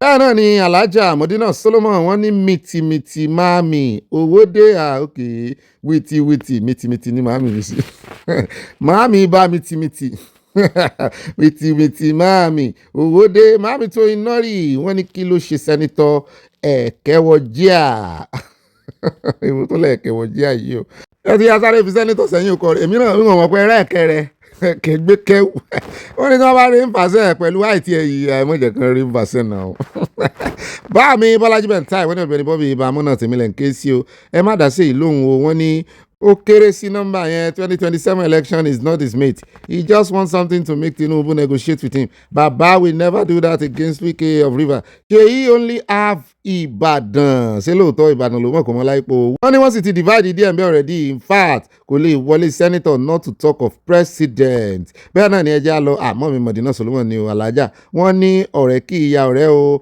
akóbáni kì í yára wọn mọ̀ mi ẹ gbà á Yorùbá yín ó lọ géèrè orí kẹ̀kẹ́ ológeere lógún lónìí ẹ ṣeun èèbó yìí náà ni èèbó mọ́ mi gbọ́ ẹ mọ̀ improve díẹ̀ bẹ́ẹ̀ náà ni ẹjẹ́ á lọ sọ́dọ̀ olórí mo ti dá àfihàn ọba báyìí yóò ẹjẹ́ akọ̀wọ́ rírè kí ọba ò káwáyà lọ́dọ̀ olórí Sàdélótò wọ́n ní òbí ayọ̀ ní ayọ̀ rẹpẹtẹ kú iṣẹ́ takuntakun àwọn Fúlàní kò ní í ṣe president mọ́ Naija àṣẹ títí tí àwa yóò fi ọ̀nà lọ no sharia law in Yorùbá la ọ̀dọ̀ nation no going back ire o ire kabi tí wọ́n tẹ lọ́ọ̀sì àti nǹkan panu bá mi fọlọ́run sọ̀tà nímọ̀ làkó sẹ́dá kan wọ́n ní Ọ̀gbẹ́ni Bobby Balógun amúlùdùn Ọlọ́run ni o Ṣèyí Mákindé wọ́n ní owó ìlú tó kó tó yẹ kó fi dálé iṣẹ́ sílẹ̀ ńbo wọn ló wọ aráàlú tó gbà o bẹ́ẹ̀ náà ní ẹjá dọ́dọ̀ mọ́ mi Adésọlọ Ládèjì wọ́n ní ó ní wọlé sí Mákindé mọ́ mi dá lóhùn directly ni o kò ní wọlé at white team olórí ọ̀dọ́ wọn ní kò dóòsì bàbá mi ọ̀yẹ̀ yín tó ṣe Mákindé for wanting to be a president which is a typical Nigerian ego wanting more and more monetary height politics in Nigeria is not for the soft minded kùdùsì tẹ́gbẹ́ fún ẹ fi ń ṣàbòsí rẹ ni o ẹni tó bá wẹ̀yìn yóò rí yẹn sí lẹ́yìn rẹ̀ bẹ́ẹ̀ náà ni bá mi òkè ńlá adédọ̀tún ti dọ́dọ̀ yẹn jẹ́ ń farabalẹ̀ ká wọ́n ní Olùkùnmi Bobby afẹnuwa mọ́tò kì í jáàmù bẹ́ẹ̀ ni ẹnudùn rófọ̀ afẹnuwú géètì ní gbogbo àwọn olóṣèlú tí ó bá sì ń wá ìbò wọ́n ní kódà Peter Obi gan kàn fi ọwọ́ bẹ́ igi gẹdú ni lórí ọ̀rọ̀ bọ̀bọ̀ ìbò ni gbogbo wọn wà nígbà tí ó ń ba family ẹni ẹlẹ́ni jẹ́ without a single proof sunkúrun jàre bẹ́ẹ̀ náà ni ẹja lọ sọ́dọ̀ mọ́ọ̀mí Olúfúnkẹ́ Bájímọ́lú news wọ́n ní Bobby wọ́n ti sọ politics di iṣẹ́ o gbogbo wọn ò ní ìgbà iṣẹ́ kan mọ́ àbí ìgbàṣẹ̀ kan lẹ́fẹ̀kọ́ owó òjijì ni wọ́n lọ kó kí àwọn alágbára rọra o ilẹ̀ ń yọ̀ o àwọn aríran ti sọ fún Ṣèyí Mákindé fi àjùmọ̀bí àti akálà kọ̀gbọ́n Àjùmọ̀bí òsì kan tàánú o ẹ bá ń parí ẹ̀. Mo faramọ́ kí ọkùnrin tí wọ́n wó ilé rẹ̀ yẹn jáde fún wọn tán. Bẹ́ẹ̀ náà ni Adémọ́lá Samuel. Mínísítà Bobby ẹ kú iṣẹ́ orílẹ̀-èdè Yorùbá. Gbogbo àwọn tí kò jẹ́ kí ilẹ̀ Yorùbá gbádùn alálẹ̀ Oòduà adájọ́ fún gbogbo wọn àmín àṣẹ Ìdùmarè. From Providence, Rhode Island, USA ayọ̀ ní ayọ̀ rẹpẹtẹ wọ́n tẹ love sí a o. Bẹ́ẹ̀ náà ni Kọ́lá wọlé dàda bá mi ní Bobby. Kemi will be like Obama of US. Let us keep praying for her as a Yoruba person. Báà mi bò lẹ́sẹ̀ rí inú mi. Báà náà bá ní ọmọ Yorùbá tó náà dé irú ipò yẹn kò léèwọ̀. Ti Kenya náà ti ṣe l'Amẹ́ríkà lóòótọ́ ni. Bẹ́ẹ̀ náà ni mọ́mi Florence Alade wọ́n ní Ọ̀gbẹ́ni Bobby Lobby mílẹ̀ ń ké sí o àti àyà ikú iṣẹ́ òní o mọ́ mi iṣẹ́ nu kọ́lọ̀ ń jọ kó gba aṣẹ́ sí fún wa. Wọ́n ní Odùduwà àgbéwà mi jẹkújẹ làwọn tó ń jẹun ní búkà máa ń jẹ o Yorùbá nation ní kíákíá. Níbi tí kò ti ní sí sàríà wọ́n tẹ́lọ̀ sí àti nǹkan ìpanu jẹkújẹ gbà ní o wọ́n tún máa láwọ́ ń bẹ̀ ẹ bá ń fogun fẹ́ kan sí ẹ bá ń fi tinú ẹran ẹ̀dọ̀fóró imagine àtàwọn ti pèsè sí lára ìdín ìkóríta tí ọ̀pọ̀lọpọ̀ ọmọ ológo tí wọ́n ti ń rí ìmọ̀ nìyẹn o wọ́n ti ìmí àsọ ògónù báyìí nílé oúnjẹ lọ́njọ́ wọn ṣàánú wa. Mọ́mí Agnes Ọ̀sádé mo ti dọ́dọ̀ yín o wọ́n ní Ọ̀gbẹ́ni Bobby 2 years program fún àwọn NC certificate tó yẹ kó ti wáyé sáyé tipẹ́ o ṣùgbọ́n politics ni wọ́n ń tẹ̀ bọ̀ tí wọ́n bá ṣe yóò dára gan. Bobby ire wa kò ní di tẹlòmí àmì àṣẹ Èdùmàrè ire o wọ́n tẹ lọ́ọ̀ṣẹ́ àti nǹkan panu wọ́n bú sẹ́rìn ayọ̀. Bẹ́ẹ̀ náà ni a ti dé ọ̀dọ̀ àti Rachel Mélúwọlé wọ́n ní Obi ohun tí Kẹ́mi ń ṣe kò yé àwọn ènìyàn wa ni wọ́n fi twist ọ̀rọ̀ rẹ̀ ohun tí ó yẹ kí ó ṣe láti convince àwọn ènìyàn yẹn ló ń ṣe tí kò bá ṣe wọn ní ìgbàláàyè nítorí àwọ̀ wa tí ó bá jókòó tán ó mọ nǹkan tí ó máa ṣe ṣùgbọ́n kò yé wọn. Bẹ́ẹ̀ náà ni ẹjẹ́ á lọ sọ́dọ̀ mọ́mí Elizabeth Wutọ́lẹ̀ sọ ṣùgbọ́n ẹjẹ́ á mọ owó sẹ́tọ́ lòun ó ṣe mọ́mí Elizabeth oyè ní àmọ́ mi lùjẹ̀ṣà wọ́n ní Ọ̀gbẹ́ni Bobby ìrìn ìbá ìbò yìí náà ni ibà kà síwájú Ṣèyí Mákindé kò lo owó security fún Ọ̀yọ́ yóò wúlò fún kàmpéènì Nàìjíríà kò yé wa mọ́ o no sharia ní ilẹ̀ Yorùbá wọ́n tẹ lọ́ọ̀fù sí FMTX mo mọ̀ túmọ̀ ẹ̀ mo gbé ibòdè bẹ́ẹ̀ mo sáré nǹkan panu. Bámi Mórí Adéyẹmọ mo ti dọ́dọ̀ yín wọ́n ní lágbára Ọlọ́run Kẹ́mi Badenoch máa wọlé fún Prime Minister in UK àmín àmín àmín lórúkọ Jésù Odùduwà pẹ̀lú àwọn alálẹ̀ Yorùbá máa ṣe àtìlẹ́yìn fún àmín àṣẹ. Báàmí Rábíù Ọlọ́pàdé wọ́n ní from NCE proceed 2 years for the first degree in the university good idea. Alájà Modina Solomon wọ́n ní ó mà lẹ́tíkẹ́ o Nigeria we LD what else is new wonders shall never end wonder wonder wonder wonder wonder wonder wonder till you turn to wonder. Ó dáa já lórin Fẹ́mi nu Aníkúlápó Kútì ìyàwó mi Marian Cipriano wọ́n ní Bobby love ìyá busy wọ́n busy ni wọ́n kàn sáré wọ́n yí ọkọ wọ́n padà sẹ́nu iṣẹ́ mo jẹ́rìí wọn mọ̀ pọ̀ jù bá ń lọ. Bẹ́ẹ̀ náà ni Rahim Yusuf bàbá mi kẹ́ ẹ pẹ́ wẹ kú ọjọ́ mẹ́jọ o àbọ̀rú àbọ̀yọ wọ́n ní the rise and fall of Ṣèyí Mákindé let's wait and see. Mami Teresa Ojo wọ́n ní Ṣèyí Mákindé is baba lami of this generation he can only be president of Ibadan country Yoruba needs freedom and not saboteur. Number 2, Obi is just a rhetoric without substance or meaningful solution, but one-term ambition is merely playing with the script of their yesteryear's political leader. Olóṣèlú ni mọ́ mi òyìnbó olóṣèlú lẹ́ ń sọ fún mi bẹ́ẹ̀ náà ni ẹjẹ́ á lọ sọ́dọ̀ olóṣèlú gidi nìyí torí a gbọ́dọ̀ fi wó olóṣèlú Nàìjíríà ẹjẹ́ á lọ sọ́dọ̀ mọ́ mi Olúṣọlá Adébáyọ̀ ẹ̀kú ọjọ́ mẹ́jọ o wọ́n ní Zulum will live to regret this unpopular decision to make the terrorists swear with Quran and integrated to the community of Borno State. What a shame. Ṣé ẹ̀sìn rí mọ́ mi wọ́n pẹ́ ń bọ̀nù dáadáa wọ́n máa ń sọ̀rọ̀ Borno wọ́n lè sọ fún wa lójú oorun ó yé wọn ju bó ṣe yé a lọ bí Zulu ṣe wá gbìyànjú tó ń bẹ̀ so kékeré ó bàdí ẹ̀jẹ̀ pẹ̀lú tó ṣe yẹn ìgbésẹ̀ burúkú ni. Mọ́ mi Mrs. Sipa wọ́n ní it is not Ṣèyí Mákindé that collected security money from federal government and he did not secure his people and he collected money to give family people tí wọ́n pa nìbàdàn ní Bódìjà and failed to give them the money ó ga o. At Peter Bámigbádé bámi ní orí Mákindé ti gbálẹ̀ bàbá Tinubu is fighting the Fulanis what are you going to do Yorùbá ronú. At Ayọ̀mídé Bùnmi epistun lálẹ́kọ̀ọ́ yìí o wọ́n ní àwọn ọmọ Yorùbá ẹ jẹ́ ká ronú jinlẹ̀ ṣé ẹ fẹ́ bá ìbò President Tinubu jẹ́ ni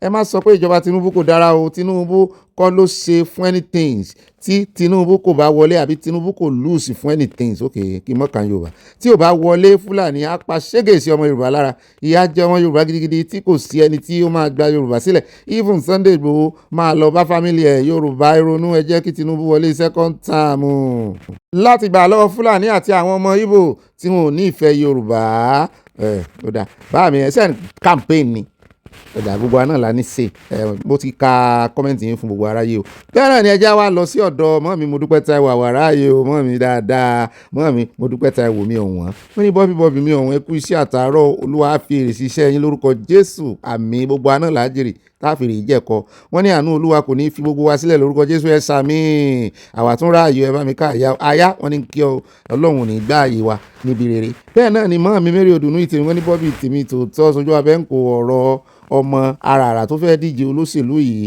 tí wọ́n bá gbà láàyè á fi hàn àgbáyé ibi tí Nàìjíríà ti yọ ìdí tó bí ata tí wọ́n gbé lọ sí ilé ẹ̀rọ àbẹ́ẹ̀rí ata onídìí wọ́n sì máa gbé oyún inú wá láti ṣe ìjọba lé ìlú lórí pípé ní ọ̀nà àbáyọ kúrò nínú rádaràda yìí kò sáàyè fún sàríà nílẹ̀ Yorùbá capital letter mọ́ mi kọ́kọ́ lè yíya àyà mi ẹ kú iṣẹ́ Oòduà nation no going back.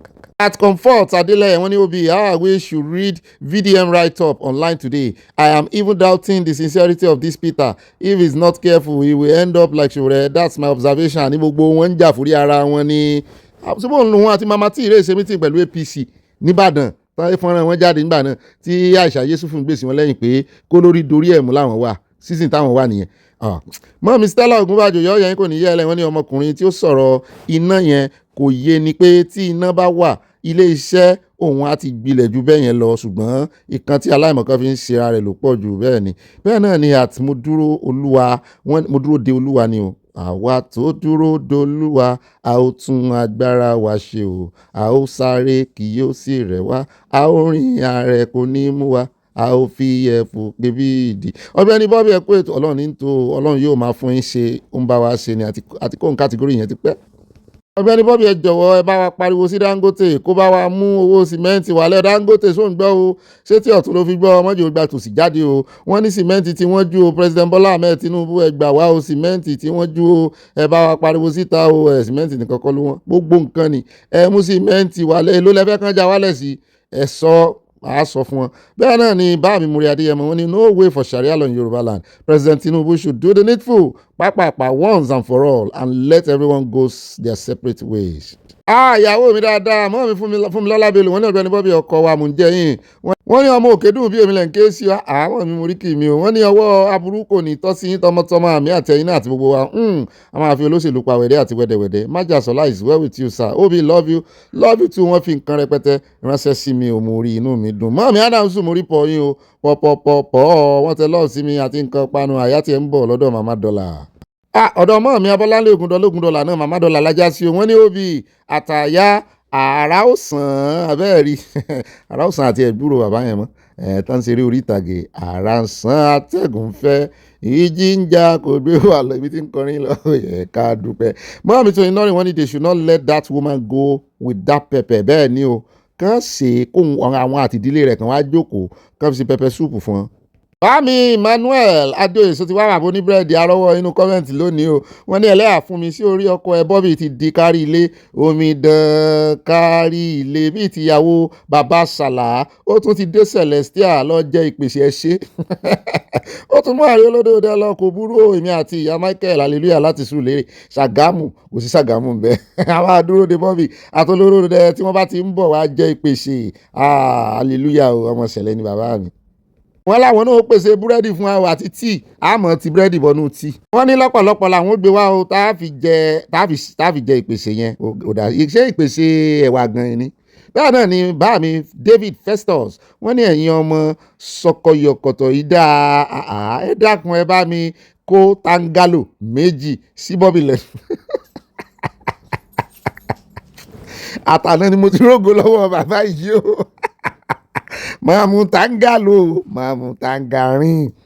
ẹgbẹ́ o wọ́n ní tọ́sán bá ti dùn máa mú gbá ọmọge ọlọ́sàn wọn ní ẹgbẹ́ wa wọ́n ní Bobby fẹ́rẹ̀ ń gbẹ́ o ṣé mo sọ fún yín wípé ògbẹ́ngbẹ́mí wọ́n ní kí ẹ sì bá mi màsáàjì igbá ẹ̀yìn Bobby dáadáa kí Bobby yọ̀pọ̀tọ̀ kí inú Bobby dùn kí ó sì rẹ́rìn ayọ̀ bá mi ẹ̀ ní sunkún torí mo rẹ́rìn ayọ̀ lóòótọ́ bá mi rábì ọlọ́pàá dé wọ́n ní 800 Boko Haram they can be kept in all northern part of Nigeria wọ́n mọ̀ ń spread At Remi Koka Olateju wọ́n ní why are they going to tell this man what are they going to tell this man such secrets lórí irọ́ ni.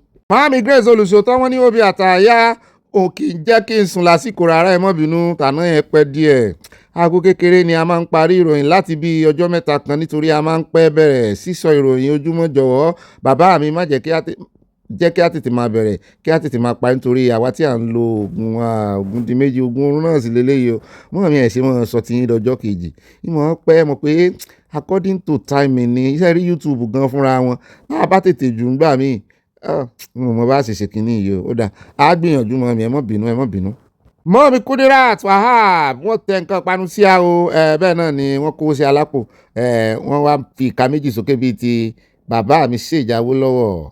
At Remi bá mi iye kan Trump always standing with Trump wọ́n ní Ọ̀gbẹ́ni Bobby just want Tinubu camp to call him to step down and promise him ministerial or ambassador yẹn Ṣèyí Mákindé number with position Ṣèyí don't have no chance. God bless America, God bless Yorùbá nation, God bless Kemi Badenoch, God bless Ilé Aláyọ̀. Mọ́mí Elizabeth oye ní àwọn ní Ọ̀gbẹ́ni Bobby rẹ̀ mo wà ní orí eékún mi fún Kemi Badenoch àwọn ọmọ wa náà máa yan àmì wọ́n máa yanjú ní agbára Ọlọ́run wọ́n tẹ lọ́ọ̀sì àbẹ́ẹ̀ bá dìde lórí eékún yín ire ní ó bá yín dìde láṣẹ Ọlọ́run Kẹ́mi ó wọlé bẹ́ẹ̀ náà ni at báàmí Olúyọmí Olúwọlé wọ́n ní great Bobby báàmí God is the greatest you are great too torí àárẹ̀ àwọn great people mo wà Obi are doing great I'm doing just great this Ṣèyí Mákindé ambition is suspicious Yorùbá nation no going back Rotarian Olúwọlé from Eastern Texas mo rí love yín àti nǹkan panu ẹ̀ bá ń kí mọ́ mi ibà màámi mo ti ń retí yín mo pẹ́ dọ́dọ̀ yẹn mọ́ bínú wọ́n ní àyà èmi náà dúró lẹ́yìn Dùmẹ́ operation safe corridor rehabilitation is a colossal waste of public fund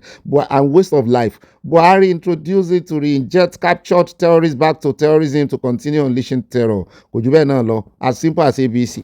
Báàmí David Festus wọ́n ti dọ́dọ̀ yìí wọ́n ní it is wrong doctrine for any man to be celibate. Every part of our body is created for a purpose by God. Ṣé Elédùà ò mọ ohun tó ń ṣe kó tó fi kóńdó ọlọ́pàá síbẹ̀? God says go and multiply not to go and extinct.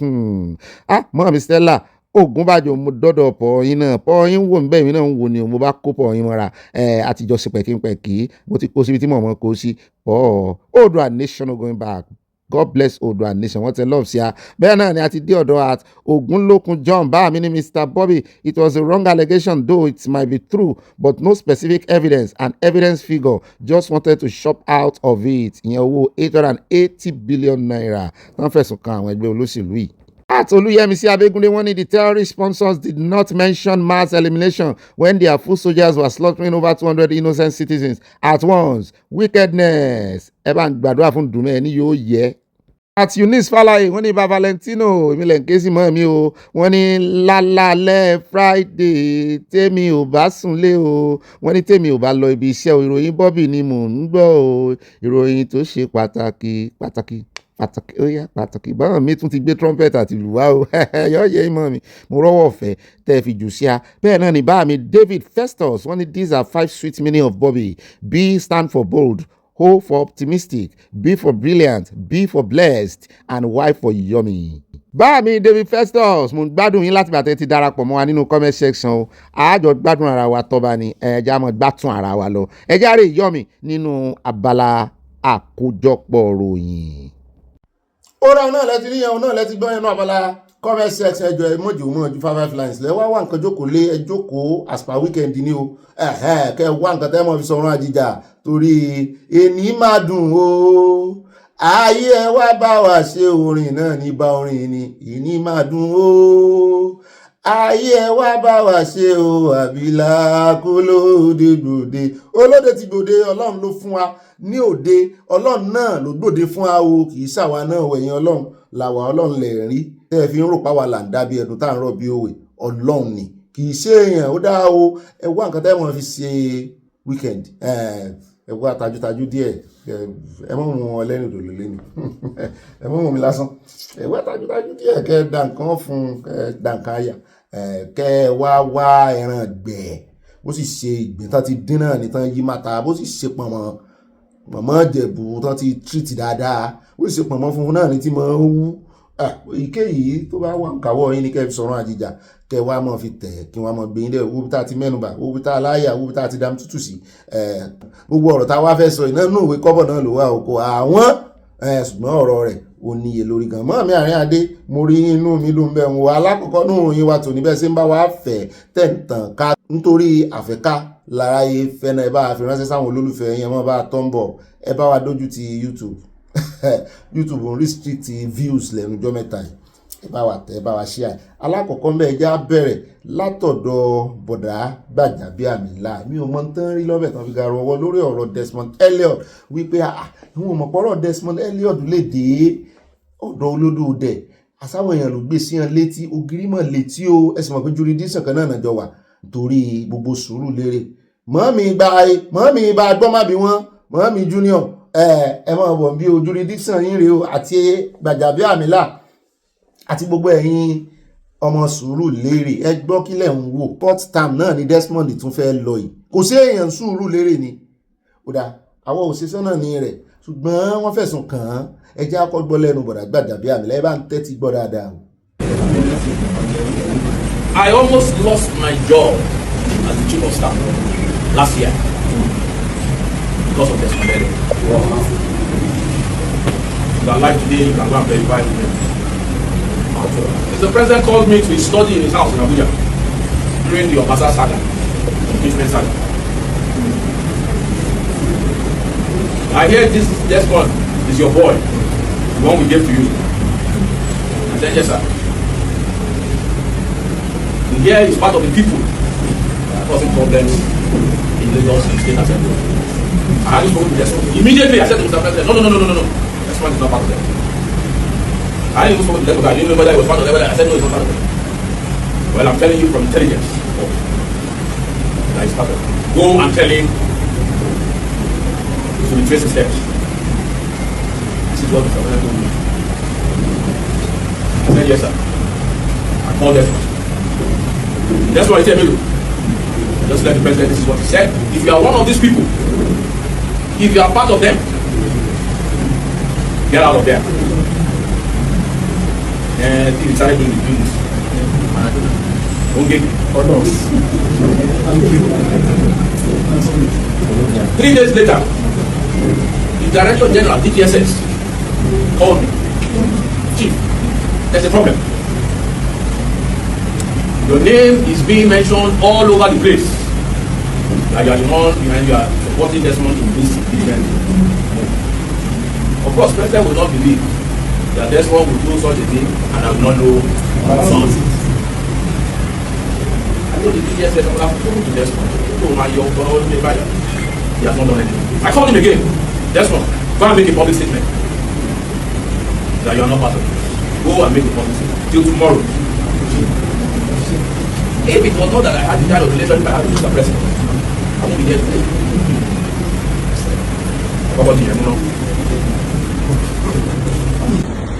And so it was.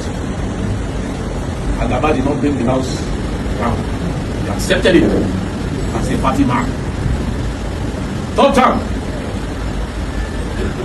about 3 or 4 contestants, or 5 or 6, including Baraka. I stood for Desmond. Step down. Everybody step down. Nobody carry placard. Nobody.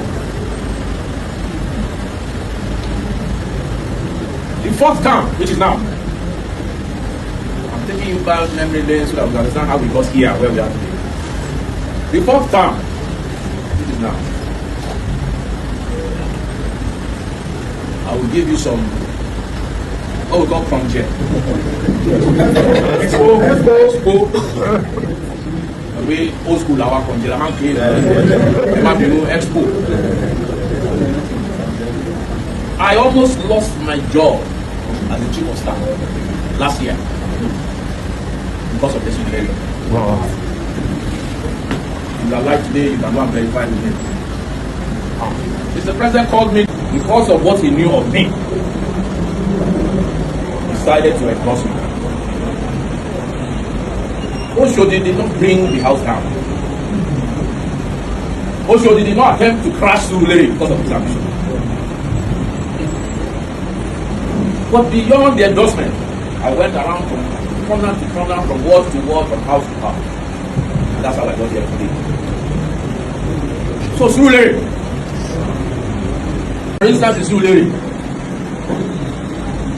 you would expect that that position, if you are going to have one or two people going against it for one or two reasons, there will be maybe 5% of them, not the 10% that we have now. But I think it's important because of the respect I have for you, CDA and my people, my constituents. Because of the respect I have for that, I call myself and talk to you directly. Because some of you may not believe getting covered by election. Let me take you down memory lane, even though the chairman has touched on me. I came from America so many years ago for the first time to contest. There was a sitting member of the House, Oshodi, of blessed memory.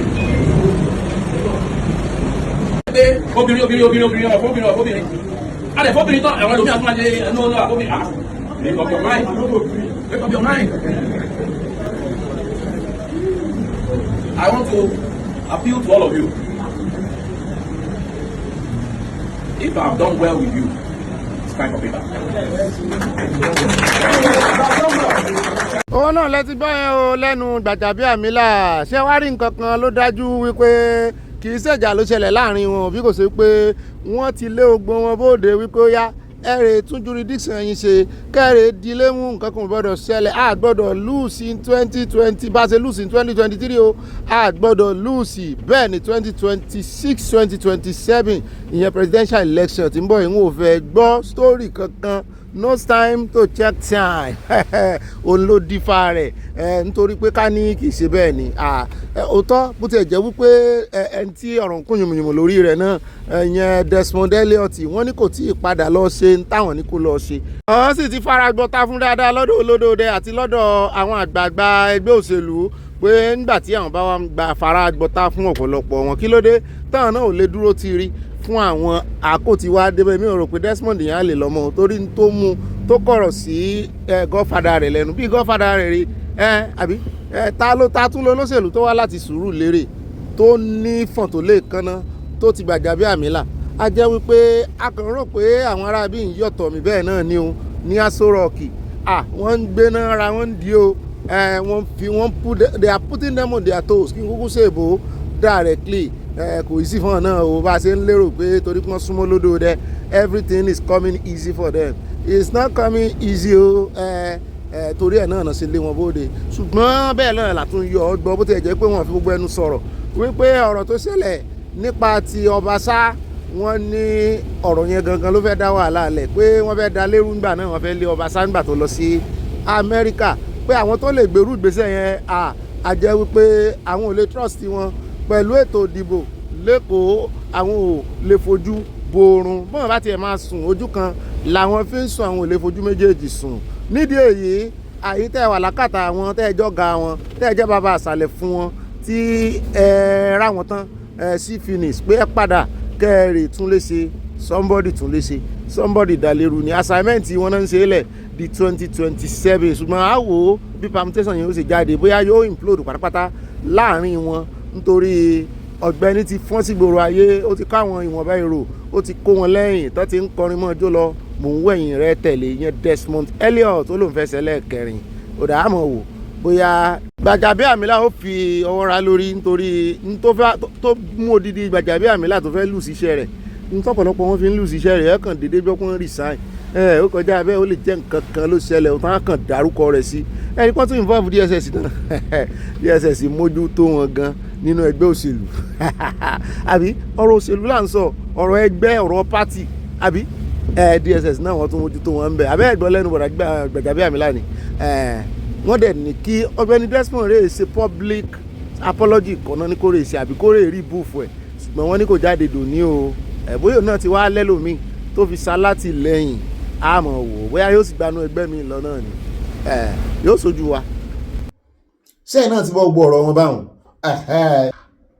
Ọbaṣá náà sì rèé mo rò pé òun náà fẹ́ kú ní assembly Èkó báyìí ó ń jọ bẹ́ẹ̀ ni pé ó fẹ́ lọ sí òkè lọ́hùn n ò àmọ́ bóyá house of assembly àbí senate ló fẹ́ ti lọ tò ló ti fẹ́ lọ bẹ̀rẹ̀ house of assembly ni ò bá dáa lọ́rọ̀ kan wọ́n ló ní mo ní jẹ́ àmú gẹ́gẹ́ bí allegedly wọ́n ti jẹ́ aṣọ bí ẹni pa àmọ́ wọ́n fẹ́ ba setting olódòdó gbogbo nǹkan tó wọ́n náà fẹ́ bàjẹ́ ẹ rí i pé wọ́n bínú tán pápá àpà náà dá Ọbaṣá padà pé padà síbẹ̀ gbogbo àwọn tó wá sí lọ́jọ́ sí lóòótọ́ wọ́n ti parí ìjà o ṣùgbọ́n mo rò kò tí ì tàn nínú bàbá o lo ọ̀rọ̀ yẹn sì wá jẹyọ torí implosion tí wọ́n ti ń gbóòórùn implosion nínú ẹgbẹ́ APC mo sì lérò wípé internal crisis yóò ní dá nǹkan lẹ̀ mo lérò bẹ́ẹ̀ ṣùgbọ́n sẹ́mọ̀ kàn náà lágbára ń federal agbára ń bẹ lọ́wọ́ mi ò wá mọ̀ bóyá pẹ̀lú eléyìí tí bọ̀dá Gbajabiamila sọ yìí bóyá Desmond Elliot sì máa lẹ́nu ọ̀rọ̀ pé òun tún fẹ́ dupò ẹlẹ́ẹ̀kẹrin ó ti yàgbẹ́ ó ti gbàgbé ń sùn ti gbàgbé ẹ̀ ń kó gba àwọn tó ṣe kíní yẹn lọ́jọ́ yẹn ní ìsìn pẹ̀lẹ́ tiẹ̀ Desmond pẹ̀lẹ́ tiẹ̀ ẹjẹ́ kó ń bẹ́jà rí wọ́n ṣètò ara wọn ẹjẹ́ àyà lọ́dọ̀ Àtíkù òun náà ti lọ gba nomination form ó ti rè san mọ́ pé 60 million náà san lọ́dọ̀ tí wọ́n fún presidential ticket ẹ bá ń tẹ̀sí mórí tán wọ́ra wọn mo ní ṣe lórí ọ̀rọ̀ nomination form Àtíkù náà rè ṣé ẹ fẹ́ gbà fún ni àbí kí wàá ní ìfàǹfà ẹ bá ń tẹ̀sí náà ká tó wá gbọ́rọ̀ lẹ́nu arákùnrin tó sọ wípé Àtíkù ò ní chance.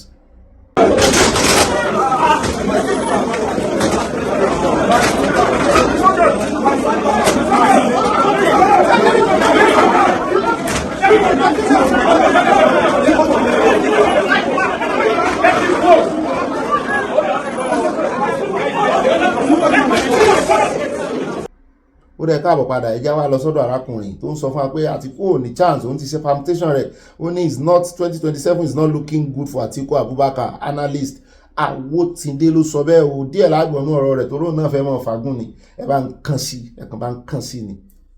Absolutely. Politicians oppose issues and matters when it doesn't favor them. It's not just zoning. There are other diverse conversations that when politicians take position, you need to check where did they lean.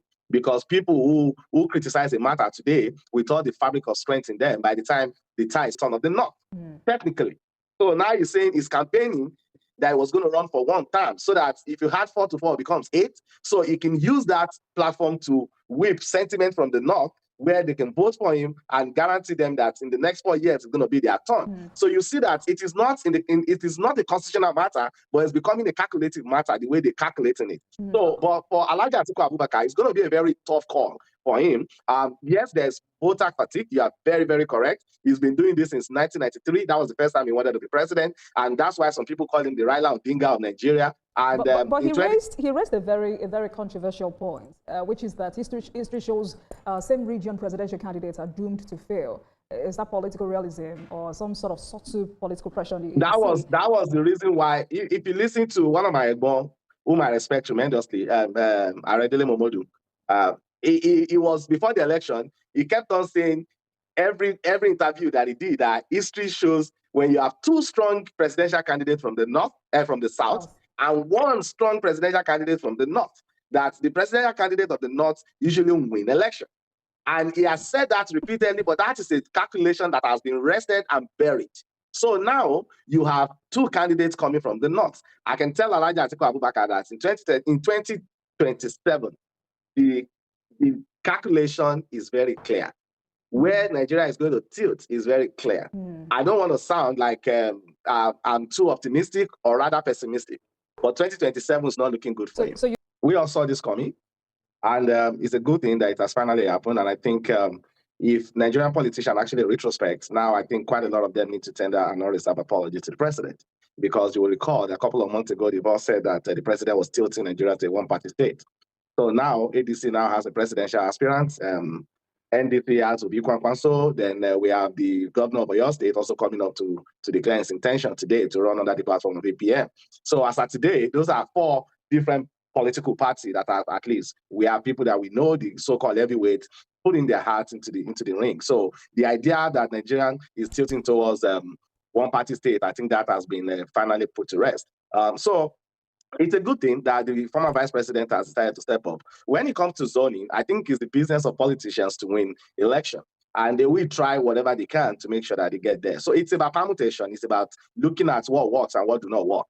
If you recollect that's the last election, what forced the president to run a Muslim ticket was because there was a prominent presidential candidate from another party that was running in that election. And it's going to be almost impossible, or technically impossible, for the president to do that configuration in a way that he will get the number that he wanted if he picked a Christian from the north.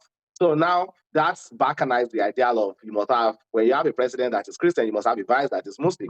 So this idea of also coming up with a north-south dichotomy, you know that last election, so it was also the undoing of the People's Democratic Party, because they had said they wanted the party, the southern governors had said they wanted the president to come from the south.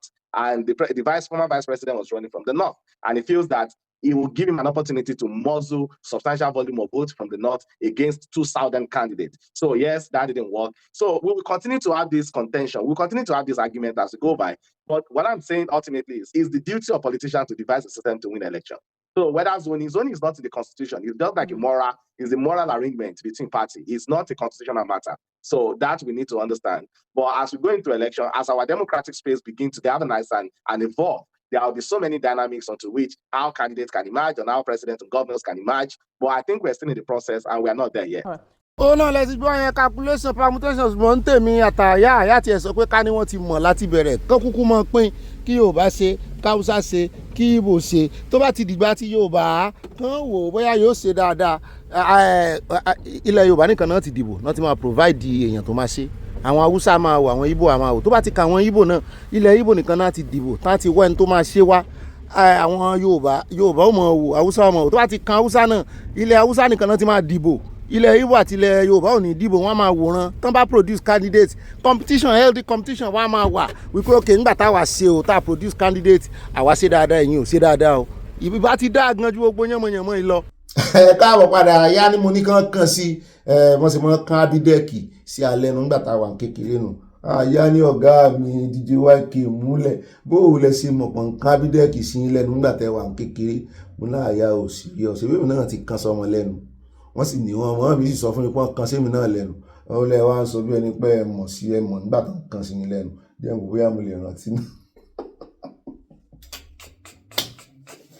àyà ọ̀rọ̀ mi ò yí ọ nì ó lè mí ní DJ YK múlẹ̀ àyà yóò serious èmi náà ti kan sọmọ lẹ́nu ó dáa mo ti ṣèǹjì ọ̀rọ̀ mi èmi àtàyẹ fi wálẹ̀ o alákọ̀ọ́kọ́ èmi àtàyẹ fi wálẹ̀ já wa padà sí ọ̀dọ̀ kóńkó níbi tó kókó ti sọ wípé ó ní Peter Obi ò lè win ní ilẹ̀ Ìgbò débi pé yóò south east gan iṣẹ́ ògbólẹ̀ Ìgbò ó ní kò lè win ní south east lẹ́yìn wá wo ọ̀rọ̀ rẹ̀ báyìí pé gbogbo táwọn gbóòórùn lára rẹ̀ ìlara ní sí ọ́ àwọn dọ̀là èkó sọ̀rọ̀ o nítorí àwọn náà ti mọ Obi tẹ́lẹ̀ ṣùgbọ́n ìrọ̀lẹ́ pákéèjì fáwọn tí ìbá ṣèjà tó dé tó rìn dòwe ìrọ̀lẹ́ bá pákéèjì fáwọn ẹ̀bẹ́ ilẹ̀ ní Obi èèyàn ńlá ni yóò win ní gbogbo Nàìjíríà torí pé kò wà bẹ́gbẹ́ yín lọ bí ẹ ń lọ kò bá yín rìnrìn àjò mọ́ kárìn kápọ̀ yẹni ó ní irọ́ ó ní tìjú ní ẹgbẹ́ yín kó kiri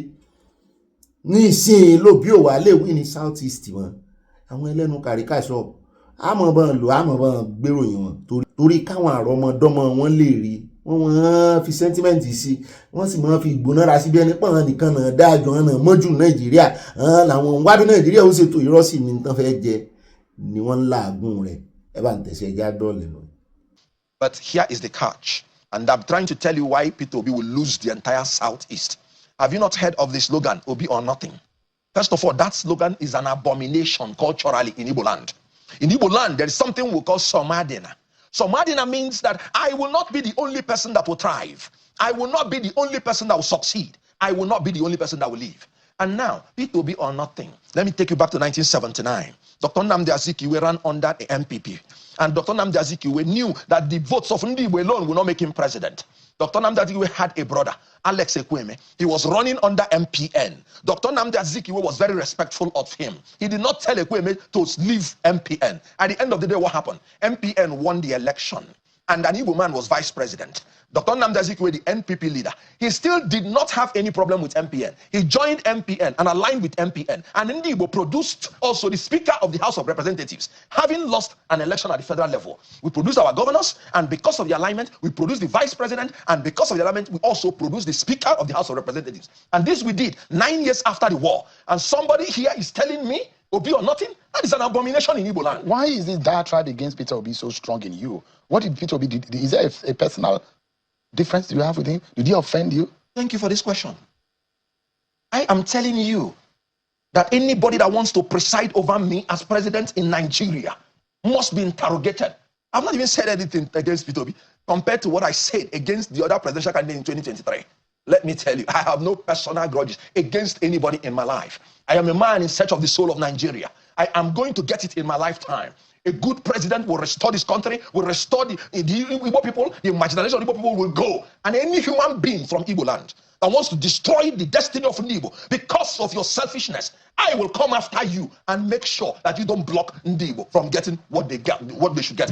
Ó dá pápá láṣẹ o torí lẹ́nu ọjọ́ mẹ́ta ẹ rí pé àwọn ìròyìn election ìròyìn politics ní pọ̀ jù. Ẹ jẹ́ wá sáré yà lọ́dọ̀ bàbá yìí náà lánàá tí bọ̀dá Ṣèyí Mákindé tán ti declare fún presidency pọ́n fẹ́ ṣe gbogbo ayé náà ti ń gbóòórùn rẹ̀ wípé ń tẹ̀sí tí lè fi ń jó yìí àmọ́ ìlara ní kàkàké kú mọ́ jẹ́sẹ̀sẹ̀ àbísàwàdànù ní ẹ fẹ́ pín yẹlẹyẹlẹ bẹ́ẹ̀ bá ti jẹ́ ó wúlò fóun tẹ́ẹ̀fẹ́ kóun wà relevant òun náà ó ṣe tí ò ní wúlò fún yín ń tẹ́ fẹ́ fi ṣe nìyẹn gbogbo ayé ló mọ̀ ló wá mú pòfẹ́sọ̀ yìí mo wọ́n gbádùn pòfẹ́sọ̀ Ikechukwu ó ti pẹ́ tá a ti gbọ́ wọn náà fẹ́ dissect ẹ̀ wọ́n ní defecting to APM by Ṣèyí Mákindé is seen as conspiracy to split southern vote. Àwọn èèyàn náà tẹnu àbùkù bá Jonathan náà abẹ́rẹ́ ìyàwó rẹ̀ tó ń sọ wípé òun padà sí Aso Rock tó ń pípadà tí ọkọ òun tán ló fẹ́ padà tó náà ń sí bí ibẹ̀ òdà ní kiri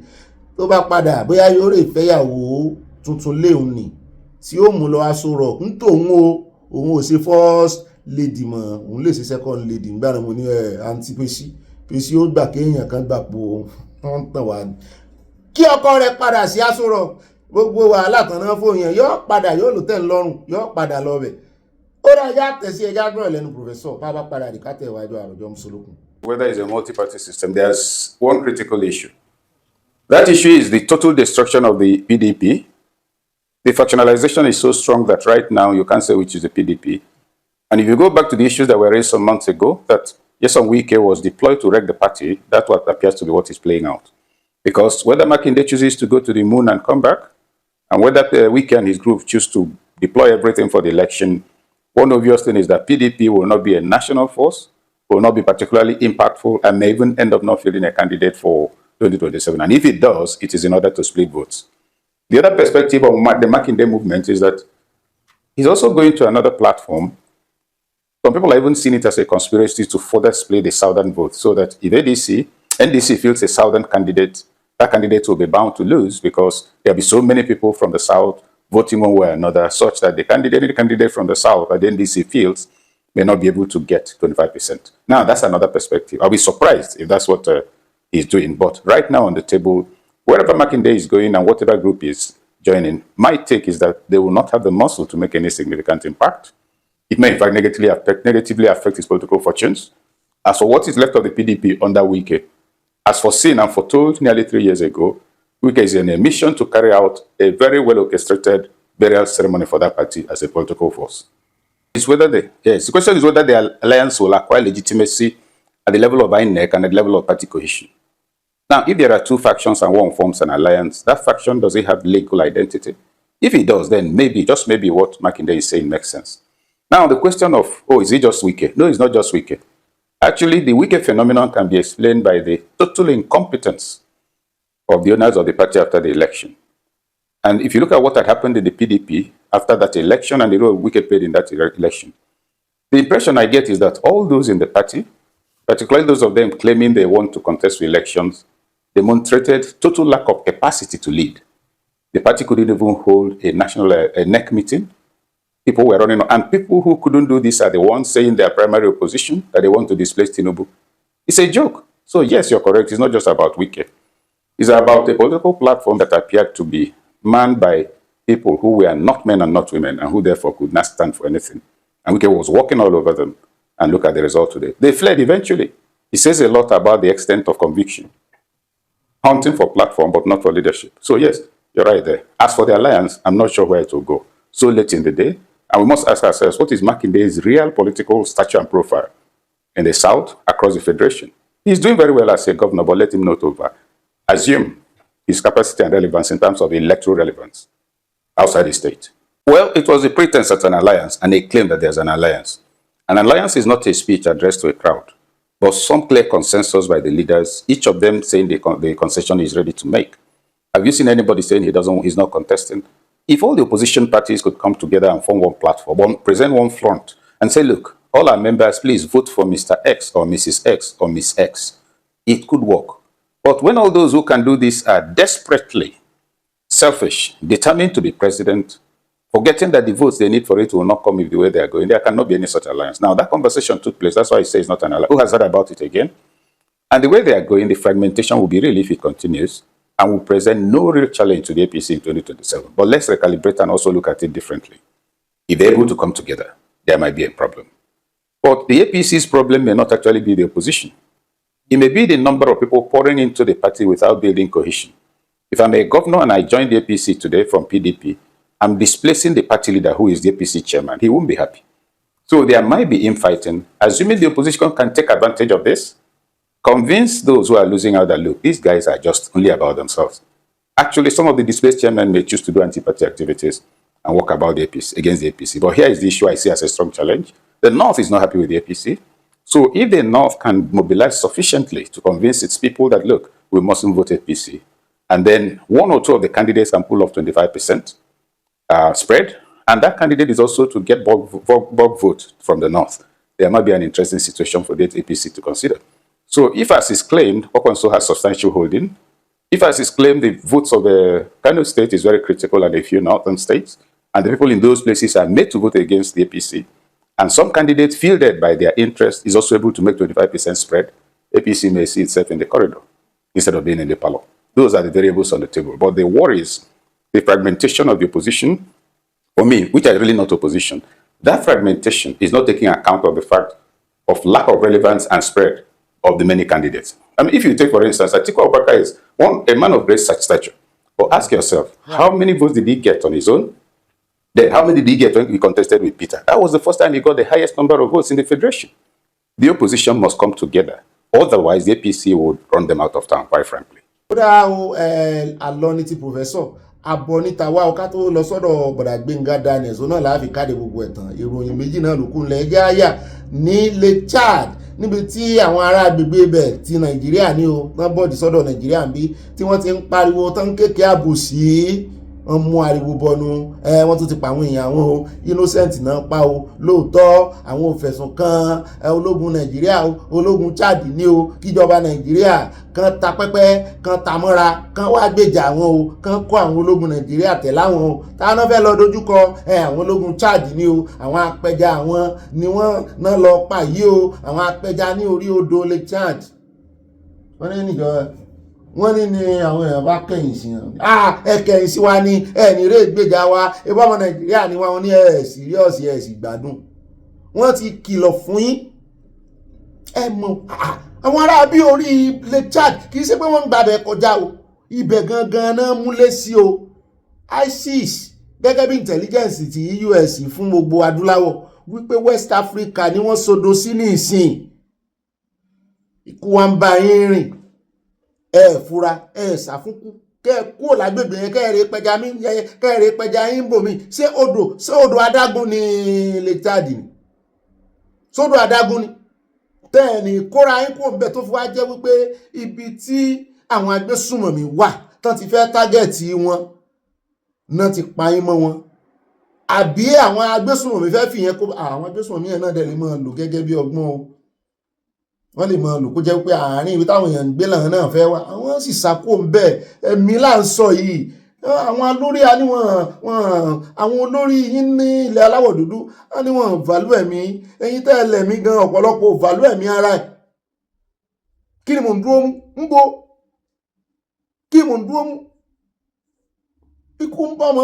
rìn ọmọ òfúra ni àwọn yẹn wá dáná yá wọn pa wọn náà pa ẹ wá wo nǹkan ogun tán gbà náà lẹ́ẹ̀lẹ́ wọ́n pa ségèsì yẹn lára bẹ́ẹ̀ náà ni wọ́n pa àwọn apẹja gẹ́gẹ́ bá a ṣe gbọ́ ṣùgbọ́n àwọn èèyàn ti gbójú wọ́n kàn ti bọ́ sáré kẹ́dùn 1 minute wọ́n ti nàró 1 minute fún wọn ní nàró 1 minute fún yín wọn ní nà fẹ́mi náà nínú ilé yín wọn ní kẹ́ dìde 1 minute fún yín kankan wọ́n ti ń dìde 1 minute fún èyí tó farapa ilé kan àwọn èèyàn tí ẹ̀rọ mo ló ti ẹ̀dá is a good signal náà sẹ́ndì sí yẹn CDS ti tẹnumọ́ wípé gbogbo ẹnikẹ́ni èèyàn kéèyàn tó bá ń rìn bèbè ikú tó ń bá àwọn agbésùmọ̀mí rìn tó ń agbódegbà fún wọn agbésùmọ̀mí lóun náà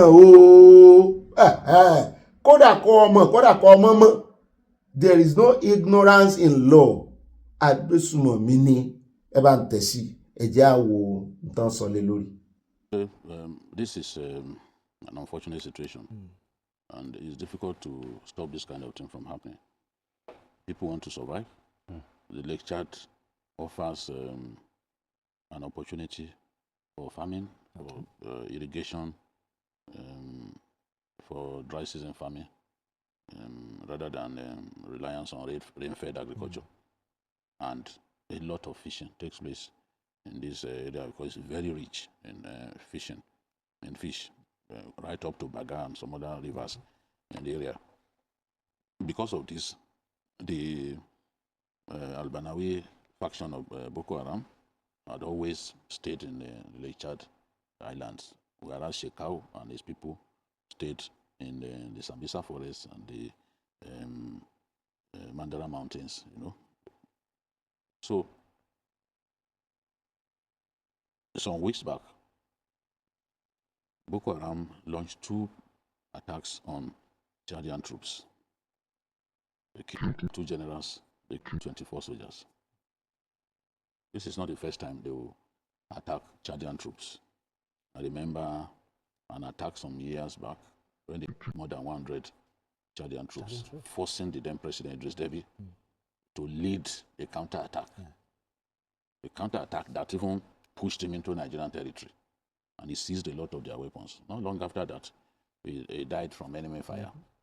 So after these 24 soldiers, remember too that in February 2024, Boko Haram killed 40 Chadian soldiers, pushing the Chadian armed forces to fight back. And they thought that they had completely cleansed the area of these insurgents. But after this attack that led to the death of 24 soldiers and 2 generals, the Chadians vowed, they declared a day of mourning. Let me say here, too, that the worst attack on Chadian troops on their territory was by Boko Haram. In terms of the number of fatalities, yes, that attack that I was talking about that took place some years back, that pushed their president to lead a counterattack. So this time around, they said, look, we are declaring 3 days mourning, but we will fight back. So they now chose to launch, the Air Force, the Chadian Air Force, chose to launch an attack in the night. Now, Boko Haram continues to make money off fishermen. They will take 10,000 naira for every bag of fish. Okay. Yes, they won't stop you from fishing in the Lake Chad area, but you must pay them. It is when you fail to pay them that they will take your life. So Nigerians from as far as Taraba State, they go to that area for fishing. Okay. So they go for that area. Whatever the insurgents want, they give them, and they go back in peace with fish that they have caught. So they went around these people and told them, look, don't put on your lights. You put on your lights, the Chadian Air Force will know that people are in this area. Okay. So don't put on your light, just remain where you are. So there was a particular fisherman who was looking for his slippers or flip-flops. Okay. And because there are many thorns in that area, he had to find something to wear. So he then put on his flashlight. Moments after, the fighter jet began to drop bombs on the area. So the collateral damage killed both insurgents and innocent farmers. It is said that the death toll is very high now, maybe in excess of 87. So You know, we said it before, there are places in our country where both insurgents and people, they live side by side. They take taxes from you in exchange for peace. So they allow you to live your life as long as you are prepared to pay taxes. So parts of northern Borno, this is what obtains. In places where there's little or no government presence, and those boys are operating, they allow you to fish, but they will collect money. So this is what happened. In that Lake Chad, in the Lake Chad Islands, there are people living their normal lives. There are ISWAP fighters. Even Shekau's faction now, they too are going there to fight against. They've been killing one another because that place it's a very strategic. It's strategic, and there is money to be made. It's an international water where people come all the way from Central African Republic. They want to come and buy fish. So it's unfortunate. Do you think this thing can cause some sort of diplomatic issues between the two countries, Nigeria and Chad? I don't think so, because everyone knows that Boko Haram hits this people, and even in our own country too, there has been collateral damage. Collateral damage. So now the UN is saying that there has to be an independent investigation to know what truly happened, because far too many people have died in this attack. BKO talked about. While BKO was talking, I remember the video he showed me I think last year, early this year, the battle between ISWAP and Boko Haram in that Lake Chad area. And I know how volatile that place is. You know, it's not a place that, in fact, I'm even shocked that we still have fishermen, you know, trading there and doing business there. Because it's usually, when I saw the video, I was like, people are staying in this area. It's not an area that you can. Was just full of. ẹ̀jẹ̀ náà fẹ́ dárúkọ tí mo fi ká mọ́ wọn lẹ́nu èyí náà lọ́wọ́ wa tó tónu tí bọ̀dà BK ò ṣe lórí àwọn ọ̀rọ̀ yìí àti àṣírí tó tú ààbò ni ẹ ṣe mọ́ gbé láàrin wọn lóru lálẹ́ ṣẹ́jà náà òkè òru náà mọ́ pẹja wọ́n lò náà ṣẹ̀wálí ń lo iná pa ẹja ni àbíbò wà ní àwọn náà ti ń gbàbọ̀dé wọ́n sì ní wọ́n máa ń sàn dákọ́lẹ̀ gbà tí iṣẹ́ tiẹ̀ rí ó yẹ kàn náà mọ́ lọ ọpọlọ wọn kọ́ lọ́n dáríjì mi torí wọ́n pa àwọn èèyàn gan àwọn fámà ní ìsìn ní Nàìjíríà àwọn fámà Nàìjíríà náà wá pa jù wọ́n náà ń wọ́ èèyàn bí 40 nínú wọn àwọn èèyàn àwọn táwọn ò tí ì rí ọ̀tọ̀ ni àwọn táwọn rí táwọn ò tí ì dààmú ṣùgbọ́n tó kù wọ́n sùn tó ti dàpọ̀ ẹran wọ́n ti yí pọ̀ mọ́ táwọn agbésùnmọ̀mí àwọn ò mọ owó ìṣòwò ẹ̀sìn mọ̀ pé àwọn wèrè ìgbọ́n tí wọ́n ẹ̀yìn wá pẹja ni àwọn yẹn ń gbé bẹ́ẹ̀ ni wọ́n ní hideout sínú wọ́n ti gbẹ́lẹ̀ wọ́n ti ṣe gbogbo ẹ̀ sínú cave lọ́dọ̀ tèmi ìgbòjẹ́ pọ̀ náà para wọn ni torí bẹ́ẹ̀ tiẹ̀ wá pẹja intelligence ó yẹ kó sọ fẹ́yìn náà wípé àwọn tó ṣe dáná yá àwọn ológun yín lẹ́nu ọjọ́ mẹ́ta yìí wọ́n sì mọ̀ ń lọ́wọ́ 3 days náà fi mọ̀ ń lọ́wọ́ ṣé ẹ mọ̀ pé àwọn apẹja ti Lake Chad báyìí àwọn gbọ́n àwọn ti Nàìjíríà lọ́pọ̀lọ́ wọn ò sọ fún wọn wípé wọ́n pààyàn wọ́n pa àwọn ológun ìlú onílùú bó ti ẹ̀ jẹ́ pé international waters ni kò yẹ kẹ́yìn náà wá ní sùúrù bó ti ẹ̀ ṣe 3 days yẹn náà tán declare mourn pé wọ́n fẹ́ bá wọn tó kú kẹ́dùn bó ṣe 3 days yẹn náà lẹ́yìn náà fi tiẹ̀ fi gbọ́ludé ẹ̀ wá ń lọ bẹ́ẹ̀ ẹ̀ tún torí ẹ̀ já tẹ́ fẹ́ pa wọ́n wá ń sọ fún yín pé kẹ́ ẹ paná àwọn náà para wọn lọ́dọ̀ tèmi o. ó dáa o náà lẹ́tí gbọ́ lẹ́nu bọ̀dà BK yẹn àwọn náà dá iṣẹ́ tiẹ̀ dáadáa wọ́n dà síwájú wọ́n dà sẹ́yìn wípé àwọn èèyàn ń pẹja ń bẹ̀ lóòótọ́ ṣùgbọ́n kí lẹ́yìn lérò mo fẹ́ contribution yín torí àyà ń sọ fún mi pé mo ti ń blame àwọn èèyàn yẹn jù ẹ gbọ́ kí lẹ lérò àwọn ará bíi ti ń pa ẹ̀wọ̀n tó ń ṣe fún àwọn Chad orílẹ̀-èdè Chad wọ́n pa generals méjì another 24 mẹ́rìnlélógún náà àwọn èèyàn ńláńlá ní ológun wọn pàdánù wọ́n sì ti pa president wọn rí láwọn wèrè náà ni ẹ wá nìkan fọwọ́ gbẹ̀fẹ̀ mú nígbà tó bá ti kìlọ̀ fún yín ẹ relocate omi lásán disaster omi lásán lẹ́kọ̀ọ́ tó wà ní owódé elédè níbi owódé elédè yẹn there was a time tó jẹ́ pé ń gbà yẹn long time every year tó bá ti sí omi ògùn lẹ̀ náà wọ́n sọ fún wọn pé ẹ kó ń bẹ́ o ẹ relocate àti ẹ̀mọ́ bújọba ń gbà náà ni pé kí ló dé ìpèsè tó máa relocate sí fún wọn ṣùgbọ́n ṣe é rí tí èèyàn bá ti kófìrí ewu kéèyàn kọ́kọ́ sàsálà fún ẹ̀mí rẹ̀ náà kó mọ́ sí wẹ̀yìn gẹ́gẹ́ bí orin bá mi sàsálà fún ẹ̀mí rẹ̀ o má ṣe wẹ̀yìn kọ́kọ́ sàsálà náà ẹ ń bá wà láyé náà máa ń jìjà justice fún kódà kọ́kọ́ wá mọ́ fẹsẹ̀ gbálẹ̀ kiri nú ayé gan-an àní fẹsẹ̀ gbálẹ̀ o ó ní tí mo fẹ́ mú jáde mẹ́ kéèyàn máa fẹsẹ̀ gbálẹ̀ kiri gan pé òkè apẹja ni wọ́n wá nítorí Boko Haram wá kúrò ládùúgbò yẹn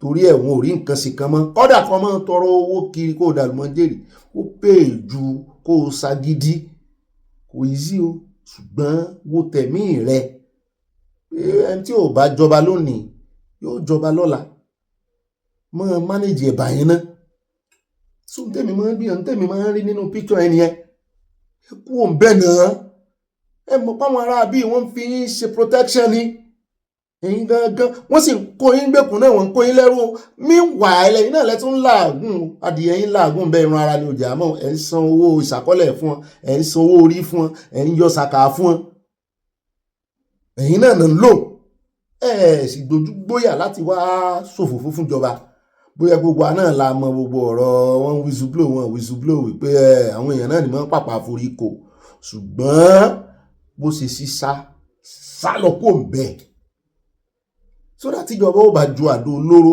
wọn ò ní wà ní àwọn tó máa bá kẹ́dùn ṣé ń tán wá pamọ́ wọn ní ìsìn ṣé òun kàn tiẹ̀ gbé ṣé yóò lè mọ pẹja yọ àmọ́ ó ga o ní tèmi máa ń rò nìyẹn o ó lè já kó mẹja wá fi lè káàdì gbogbo ìròyìn ńlẹ̀ lónìí bó bá dilẹ̀ bá pín fáwọn olólùfẹ́ yín o ẹ já lọ tààràtàrà sí wọn mọ̀ rúpa tí èmu ti bàbá ìmọ̀ bàbá tó sọ wípé wrong admission ni fún ààrẹ olódòdó láti establish Homeland Security Adviser ẹ já sáré bọ́ lẹ́nu ẹ má bínú nǹkan rí tán fi sọ pé ó wrong ẹ jẹ́ kan sọ fún wa. I want to start by saying that the appointment is, for me, the wrong one. We should not be looking for a Homeland Security Advisor.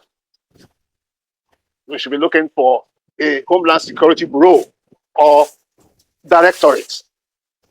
And an advisor is a personal staff of the president. It is a coordinating office, not an administrative office. Now you have a National Security Advisor. Who essentially is also a presidential office. It's not in the Constitution. It's not but it's in the National Security Act. But because of the misappropriation of territory, of jurisdiction in the presidency, National Security Advisor is operating as if he is the head of all security organizations in the country, which is not the case. In the same way that we should not be appointing a security advisor, I think that there was a basic error in appointing Nuhu Ribadu as NSA. I learned from my experience in Asoro as a special advisor that the military do not accept supervision of policemen or any other paramilitary officer. So by making the bad and making to appropriate the almost coordination of service chiefs, you already created tension which may not be stated, but which will undermine the effectiveness of your counter-insurgency and security administration efforts. I was amused. I'm always amused when I see Ribadu standing and being flanked by generals. It's an aberration. In any case, Ribadu is not a position. The National Security Advisor is not a constitutional position. He was not cleared by Parliament. He cannot supervise ministers and service chiefs who are cleared by Parliament. So there's a basic structural and functional disorientation somewhere. And I'm sure if they're going to be honest, they would know that this tension is one of the reasons why the Tinubu administration has not done well in the management of insecurity. There's no doubt that the appointment of Power is a statement or an admission of failure. Ó dá ọ̀rọ̀ wọn yé mi o, mo ti mọ áńgùtàn gbà wọ́ o wípé adviser kan la ní ìdí kan ṣe bíi ti Amẹ́ríkà pé kán establish bíi directorate gangan bíi bureau bíi FBI bó ṣe establish wọn yẹn ó ní kán establish yẹ gangan. Mo wá ní national security adviser nǹkan ibà adviser ló ná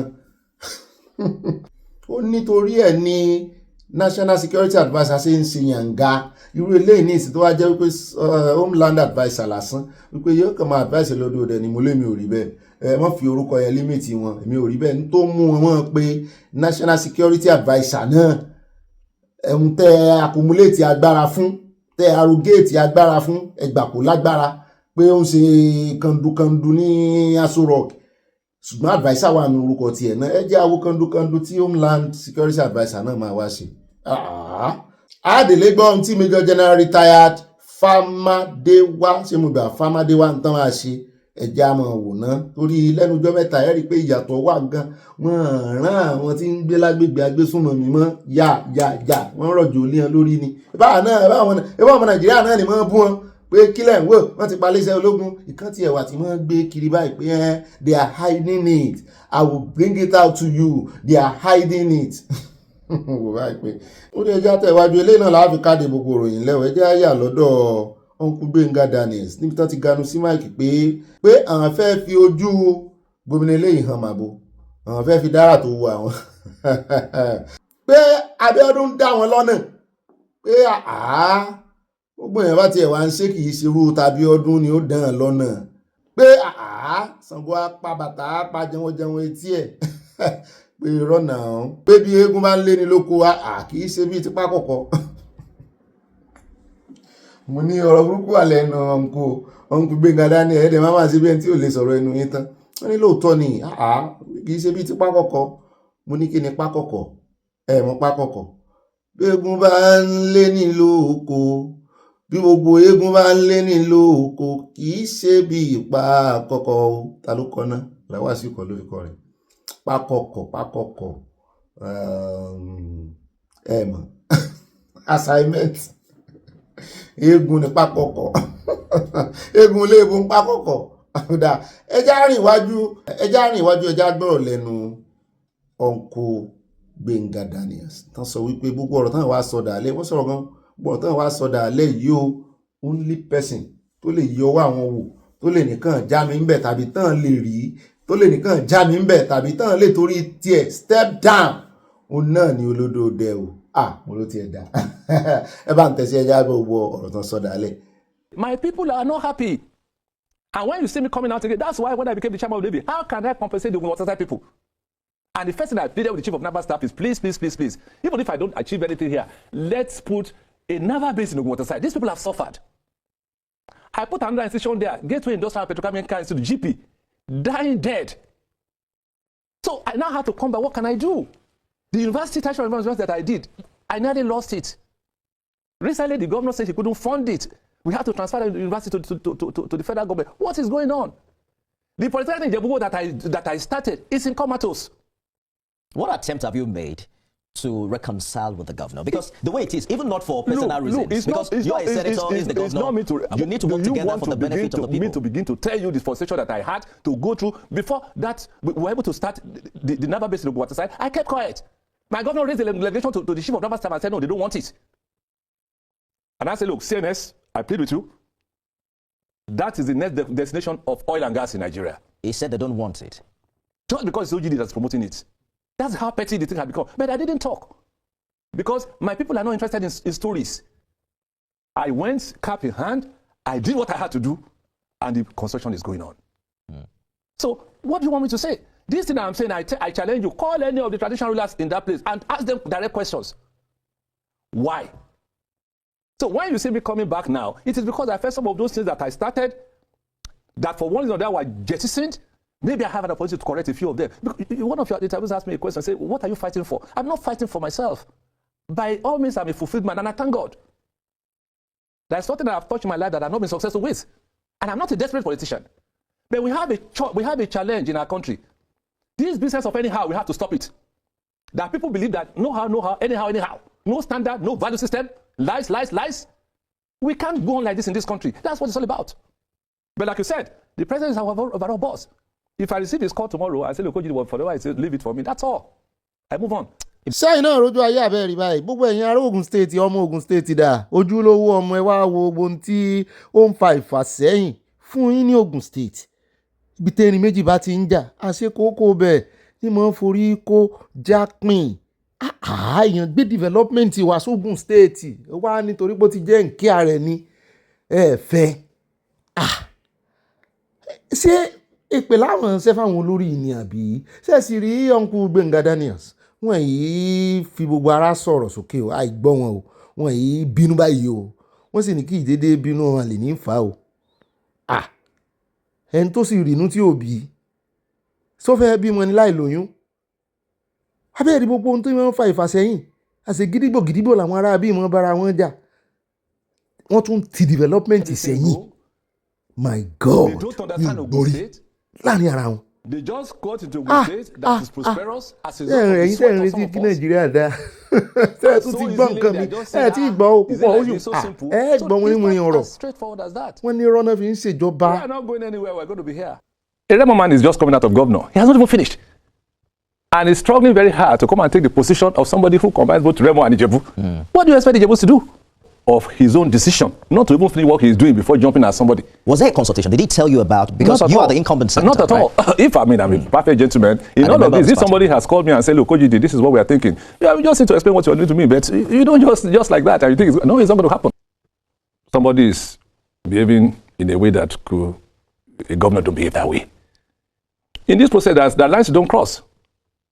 You wake up one night, carry talks to my wife's property, a 6-story plaza, and maul it down in the dead of the night. Do you have proof the governor was behind that? Proof? He said it openly that he's the one who asked them to go and do it. He said it openly and he was boasting. And what did I do? People wanted to go on the stage. I said, no. I've gone beyond all of that. This is private. And we've gone to court. We keep winning in court. You keep appealing. Those are things that are child's play. There are challenges facing our country. There are expectations from our people. Work needs to be done. And I just buried myself doing the work that I have to do. And I just say, look, what is all this all about? When I left as governor in 2011,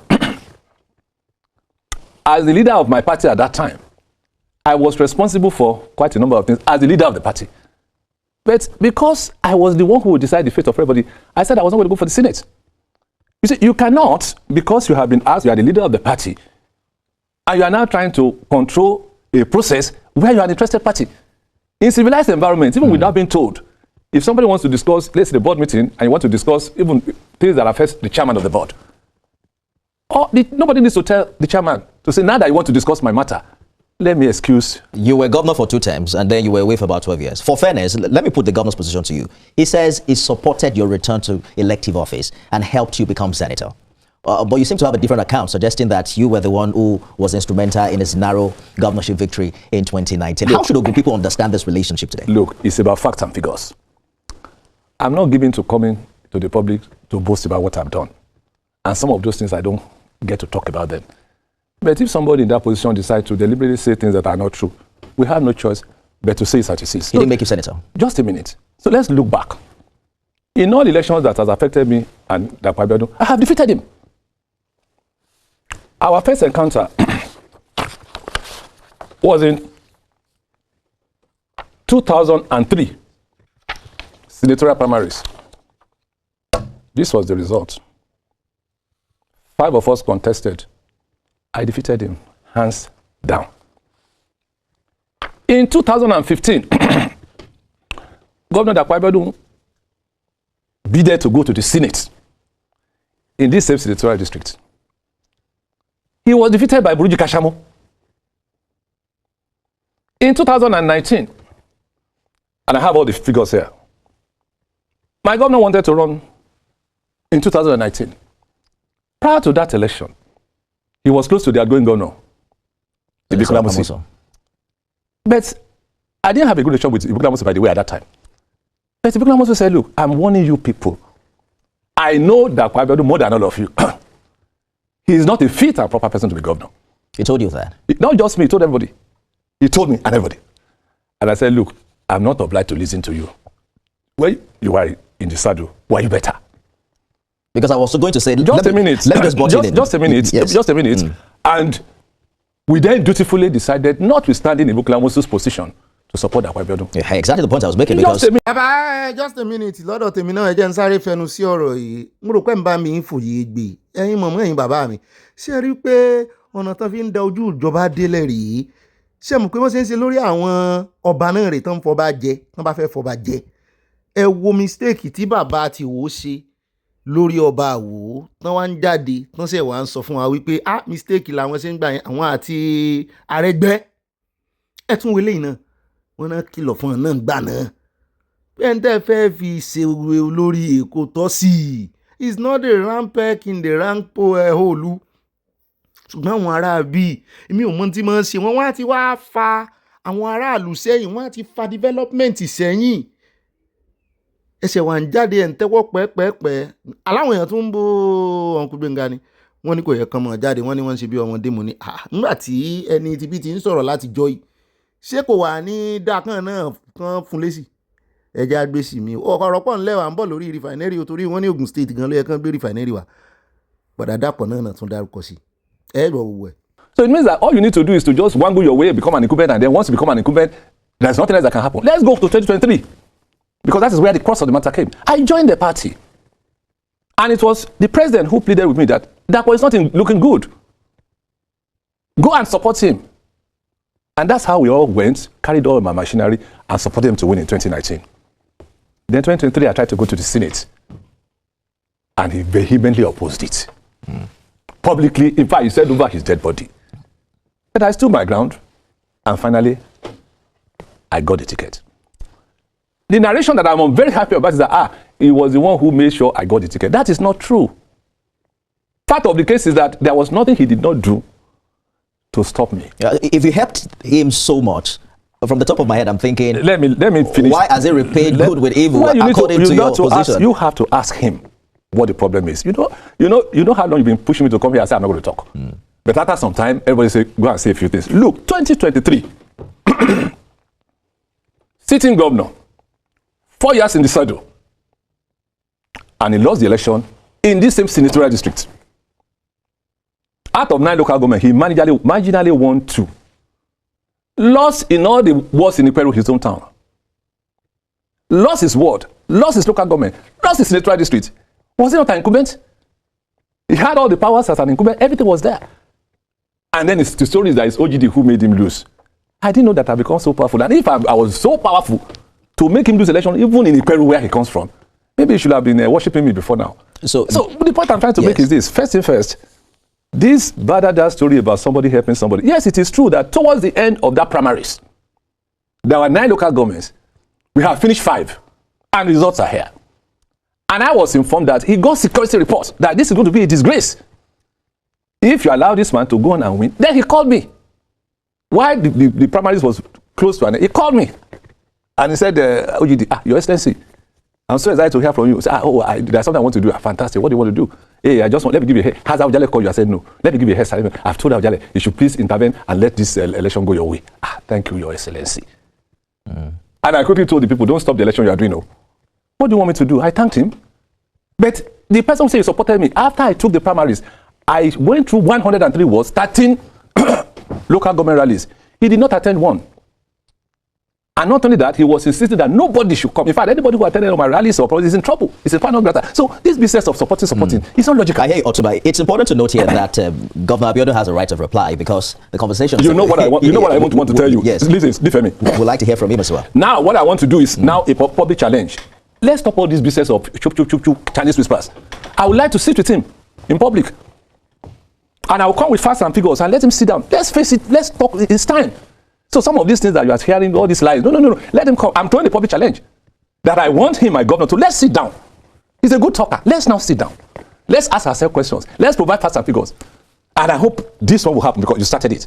Challenge ńlá ni o eléyìí tá fi káàdì gbogbo rẹ̀ ńlẹ̀ á wò bóyá yóò ṣẹlẹ̀ o bí ìgbà tí wèrè olórin Portable tó fẹ́ bá kàtà efe èmi tí ẹ̀ ń rò wípé kán kúkú kó kinní ní ẹ̀ lọ́wọ́ kinní tán fi ń jẹ̀ṣẹ̀ ẹ̀kan kúrè dá agbára wò nínú bọ́skin ring bọ́skin èèmọ̀ mi mọ́ pè mí náà lẹ́rìn bọ́skin kí n tó mọ boxing pé bọ́skin ni mo mọ́ pé mo fẹ́ wọ bọ́síkà bọ́tà ló mú bọ́síkà mi lọ́rọ̀ kan ẹ̀wà dúró ọ̀rọ̀ tán sọ dàálẹ̀ ẹgbọ́n sóbuyè kàn méjèèjì wàá bọ́ sí orí agbègbè kan máa jiyàn ìkan òrìn kan fi o tí ọmọdé bá sì sọ̀rọ̀ sàgbàlagbà yóò sì ò ṣùgbọ́n ìjọba ẹni pé wọ́n ti OGD kan ògiri ẹjẹ́ wa lọ gbọ́ lórí ọ̀rọ̀ rìfàìnẹ́rì torí wọ́n ní Ogun State ló yẹ kí Mr. Dangote kò gbé rìfàìnẹ́rì rẹ̀ wá kó tó wá yí ọmọ wọn lọ́wọ́ wọ́n ní kò sì ṣẹ̀yìn bọ́dà gọ́vnà eléyìí. Court gave a judgment that the government should provide all the information for him. And we were quite excited. I was shocked to my marrows 2 days ago when I saw that my government has appealed against a judgment that says provide information, freedom of information bill. You know what is my government hiding? Critics will say the reason why you're talking like this is because the governor wants your seat at the Senate. No. But I want us to talk about your long political relationship with President Tinubu, because it dated back Nadeko days, and you mentioned that he also intervened in 2023, right? That you support Governor Dapo Abiodun. Have you sought his intervention on this one? Because you are two party men in the APC. Well, one is an incumbent governor. Well, my relationship with the president dates way back. And if you must be told, the reason why I'm in the party is because of the president. If you must also be told, the reason why we've maintained peace and tranquility, that's why I've not complained. It's because I felt that, look, the president might be having other challenges in other zones. We knew where we're coming from. If I go into a party, it shouldn't mean that I should be making any views. Because just yesterday, we heard that President Tinubu intervened in Kano, Guazo stepping down for the deputy Senate president. Have you spoken to the president about this challenge in your senatorial district? Well, even if I speak to the president, it's not for me to begin to discuss. That is something that is completely private and confidential. But I can assure you, and that is the word that I can say, that the president is aware of what's going on. I strongly believe that it's his timing. And I think that at the right time, he will do the needful. Don't forget, and I want you to understand what is going on. Maybe you don't. Give me a chance to explain to you. I was once a governor. And we have our governor's forum. Very powerful. I don't want to put it this way, but sometimes we blackmail presidents. And we say to them, look, we will not do this if you don't do this for us. So I have a strong feeling that the governor's forum might be putting a lot of pressure on the president. And to that extent, it is not for me to be pushing because I know what could be going down. My job is to do my work. All we're asking for is a right environment for us to have a free and fair primaries. My interest really is that given recent reports of presidential intervention in APC contest elsewhere, and let me ask you this directly. If President Tinubu personally asks you to step down for Governor Dapo Abiodun, will you obey? Of course I will. The president is the leader of the party. If the president calls me and says, look, OGD, for whatever it's worth, this is the game I want to play, of course I will. You know, some would say that you've had your turn. Why not allow rotation? You were governor twice. No, there you are wrong. I've explained this to you, that even if you look at it in terms of, it's not about turn. Let me tell you what happened. While I was governor, I did a lot of work. And to be very honest with you, it was 8 years of hard work, building blocks for the new Ogun State. It is because of my master plan that we did all these things you are hearing now, about an airport being built, about a deep sea port, about the refinery, and so on and so forth. Let me confess that I'm in pain. Of course, after I finished 8 years, between you and I, that day that I handed over, I got myself into the plane because I felt, look, thank God, Muti Solayo. You left the country. I went just to go and rest. I don't know how somebody will work for 8 years and still say he still don't want to rest. But what happened? 12 years later, a lot of the things that I did were nearly destroyed. We lost the Dangote refinery to Lagos. Carelessness. The deep sea port should have been completed by now. The only reason why I'm thanking Dapo Abiodun is that he finally came and did the airport.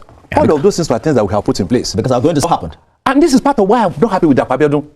But what did Dapo Abiodun now? Listen to me, because I actually thought that it was Amosu who did it. So once upon a time, Amosu and I decided to come back to resolve. And the first question I asked him is that, look, Idikule, what happened to the refinery? And he said, go and ask your brother. Who is my brother? He said, your governor was the one that he put to come and do the negotiation. But that's the comment of one man, and he was governor at the time. You should take responsibility. That's fine, but the other person also should speak up. Because I'm not hiding names now, and by all means, I'm a responsible citizen. These are major things. That refinery is the biggest in the world. And for me to have done all that work, and the thing just went down the drain, my people are not happy. And when you see me coming out again, that's why when I became the chairman of the Navy, how can I compensate the waterside people? And the first thing I pleaded with the chief of naval staff is, please, please, please, please, even if I don't achieve anything here, let's put a naval base in Ogun. These people have suffered. I put another institution there, Gateway Industrial Petrochemical Institute, GP, dying dead. So I now have to come back. What can I do? The university tertiary environment that I did, I nearly lost it. Recently, the governor said he couldn't fund it. We have to transfer the university to the federal government. What is going on? The political in Jebugo that I started is in comatose. What attempt have you made to reconcile with the governor? Because the way it is, even not for personal reasons, because you are a senator, is the governor, you need to work together for the benefit of the people. Me to begin to tell you this frustration that I had to go through before that we were able to start the naval base in the waterside. I kept quiet. My governor raised the delegation to the chief of naval staff and said, no, they don't want it. And I said, look, CNS, I plead with you. That is the next destination of oil and gas in Nigeria. He said they don't want it. Just because it's OGD that's promoting it. That's how petty the thing had become. But I didn't talk. Because my people are not interested in stories. I went cap in hand. I did what I had to do. And the construction is going on. So what do you want me to say? This thing I'm saying, I challenge you. Call any of the traditional rulers in that place and ask them direct questions. Why? So when you see me coming back now, it is because I felt some of those things that I started, that for one reason or that were jettisoned. Maybe I have an opportunity to correct a few of them. One of your interviews asked me a question and said, what are you fighting for? I'm not fighting for myself. By all means, I'm a fulfilled man, and I thank God. I move on. It brings us back to your strategy now, because we hear that even some of your supporters say that they allege that they have struggled to access APC membership documentation. Well, it's part of the... Are you concerned that your political base is being systematically weakened ahead of this primary? It is tough and difficult. Political base is about what you do with the people. While they are busy, celebrating that they are... I'm busy helping my people. 4 days ago, like I said, I had another program. In that program, 500 people receive Medicare. 310 receive support from my foundation. Not to talk of somebody saying we disputed. There is poverty in the land. So my own policies is different from theirs. I have come to see what I can help, how I can help the people with the limited resources available to me. And I'm excited that I'm doing it, and the people appreciate me. So when you hear all these things, you go and do your survey on the streets and see what you get. So that's where I'm coming from. And this thing that I've been doing, I didn't just start. The Gateway Fund Foundation, I registered 26 years ago, even before I became governor. And I've been using that machinery to empower the people in and out of government. For 12 years I was out of government, we didn't stop. Because we have an eye on what we need to do. Our people require help. Less of politics. Let us help the people. And part of what I'm complaining about is that, Mr. Governor, this is the report of my 8 years tenure. Every single dime that I received is here, documented and handed over.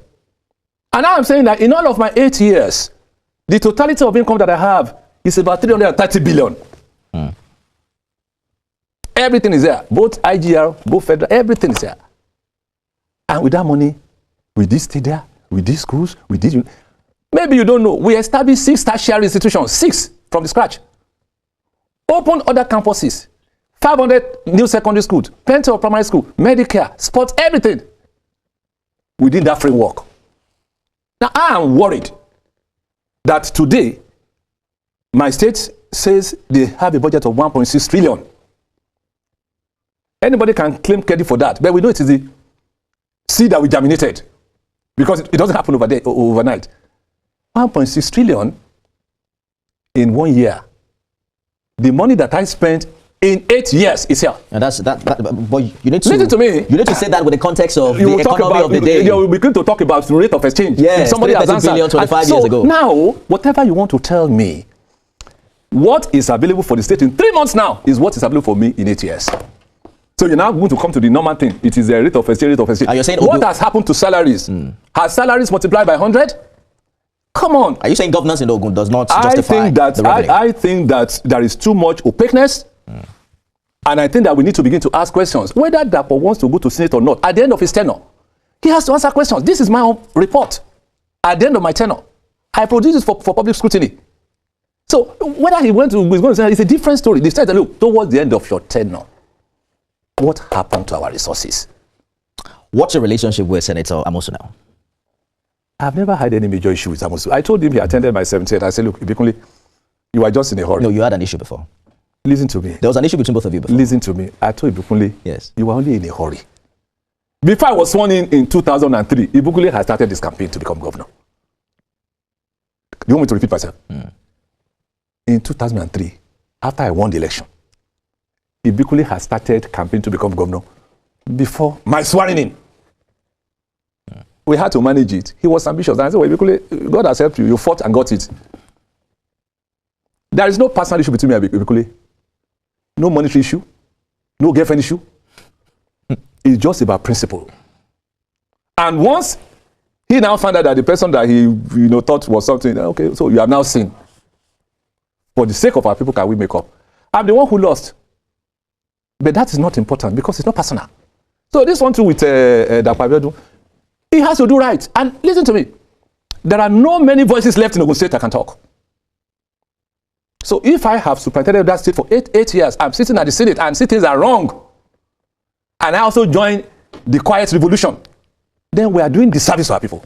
So listen to me. Yes. My issue with the people, Dapo is very, very straightforward. We ask questions, please provide answers. I read somebody today who was lambasting me that I was saying, I said, look, if I raised 7 questions during my rally last week, I said, Mr. Governor, explain 7 things for me. What I expect the government to do is to say, OGD, sorry, you missed it. Your question number 1, this is the answer. Question 2, this is the answer. And put me to shame. I've not had any response. Instead, I'm getting abuses from people who are paid to hack writers. We can't run this country like this. And I'm very, very strong about what I'm saying. And let me put another challenge. I'm not like any other politician. And I've challenged people. In all my 8 years, plus another 12 years or so, if you find me tell one lie, bring it to my attention. I want to make reference to Ekiti State because the governor there has been praised for being able to unite all the previous governors, and there's been some sort of an elite consensus that Governor Oyebanji has achieved. What do you think is happening in Ogun? The issue is very simple. Oyebanji is what we call Omuluabi. You say in this process, you don't let power get into your head. Because whether you like it or not, it's tenured. So when you are now Omuluabi, all these things, look, I just told you, you are governor, I'm senator. You want my seat, that's fine, it's ambition. And you don't have the courtesy. Instead, all you've done is that anybody who is outside with OGD must be annihilated. If you relate to OGD in Ogun State today, if you have a position, it's taken away from you. A former governor very soon. Just like you. I will say, Your Excellency, you remember I came to you, and I told you pointedly that this young man who is following you is going to be the one who is going to destroy your government. I don't want to mention his name. I hope you have seen that all this trouble, you didn't need it. If you have done a few things right, you will have been sailing through. Look at what is happening in Ekiti State, like you mentioned. There are certain lines you don't cross in this business. There are certain lines you don't cross. I've served the state meritoriously. I repeat, if there's anything that Kwabeno is enjoying today, it is our sweat. When we're running up and down, yes, he did the airport. That is the easiest part of the job, to award the contract. But the money was there. To award the contract is the easiest part of the job. When we're running up and down, doing environmental assessment, jumping to place to put it together, doing the design, acquiring the land, turning the sod, talking to stakeholders, with little or no money in our hands, and everything was done, we got the license. Does he know what I went through to get that license? Does he know how many presidents I had to sit with to get the license for the airport? And then he came, he was strong, he didn't know what to do, and I said, look, Your Excellency, this is license. And then you pick it, you award the contract, you are making money from the contract you award, and you're not gallivanting that you've done the airport. How? When you say a young man is listening, so are you saying that Mr. Governor is taking wrong counsel? For sure. But my own position is that if you're taking wrong counsel, it means your heart is also wrong. We all get cancelled, but if you have a good heart, even if people come and give you counsel for their own selfish reasons, you'll be able to say, okay, thank you very much, I've had. If they give you a counsel and you take it and you accept who clients and you use it to behave, it is what? Yes, after. Is it compulsory? Must it be there? Is it the only one? But are you saying that if Governor Dapo had called you to inform you, we could have discussed it? There's a possibility that you could have stepped down for it. I'm not saying that, but probably we'll have discussed it. But how do you just? Why did I come back? I came back because a number of things that I did, that I worked, were being jeopardized. You cannot imagine the work we did for the Dangote refinery. And for me to come out and say, what? Sleepless nights? It's the same thing for the deep sea port. And so many other initiatives that we put together. So the Dangote refinery should have been in Ogun East. We finished it. What happened? And this is part of why I'm not happy with Dapo. But wasn't that Akpabio now? Listen to me, because I actually thought that it was Amosu who did it. So once upon a time, Amosu and I decided to come back to resolve. And the first question I asked him is that, look, Ibikule, what happened to the refinery? And he said, go and ask your brother. Who is my brother?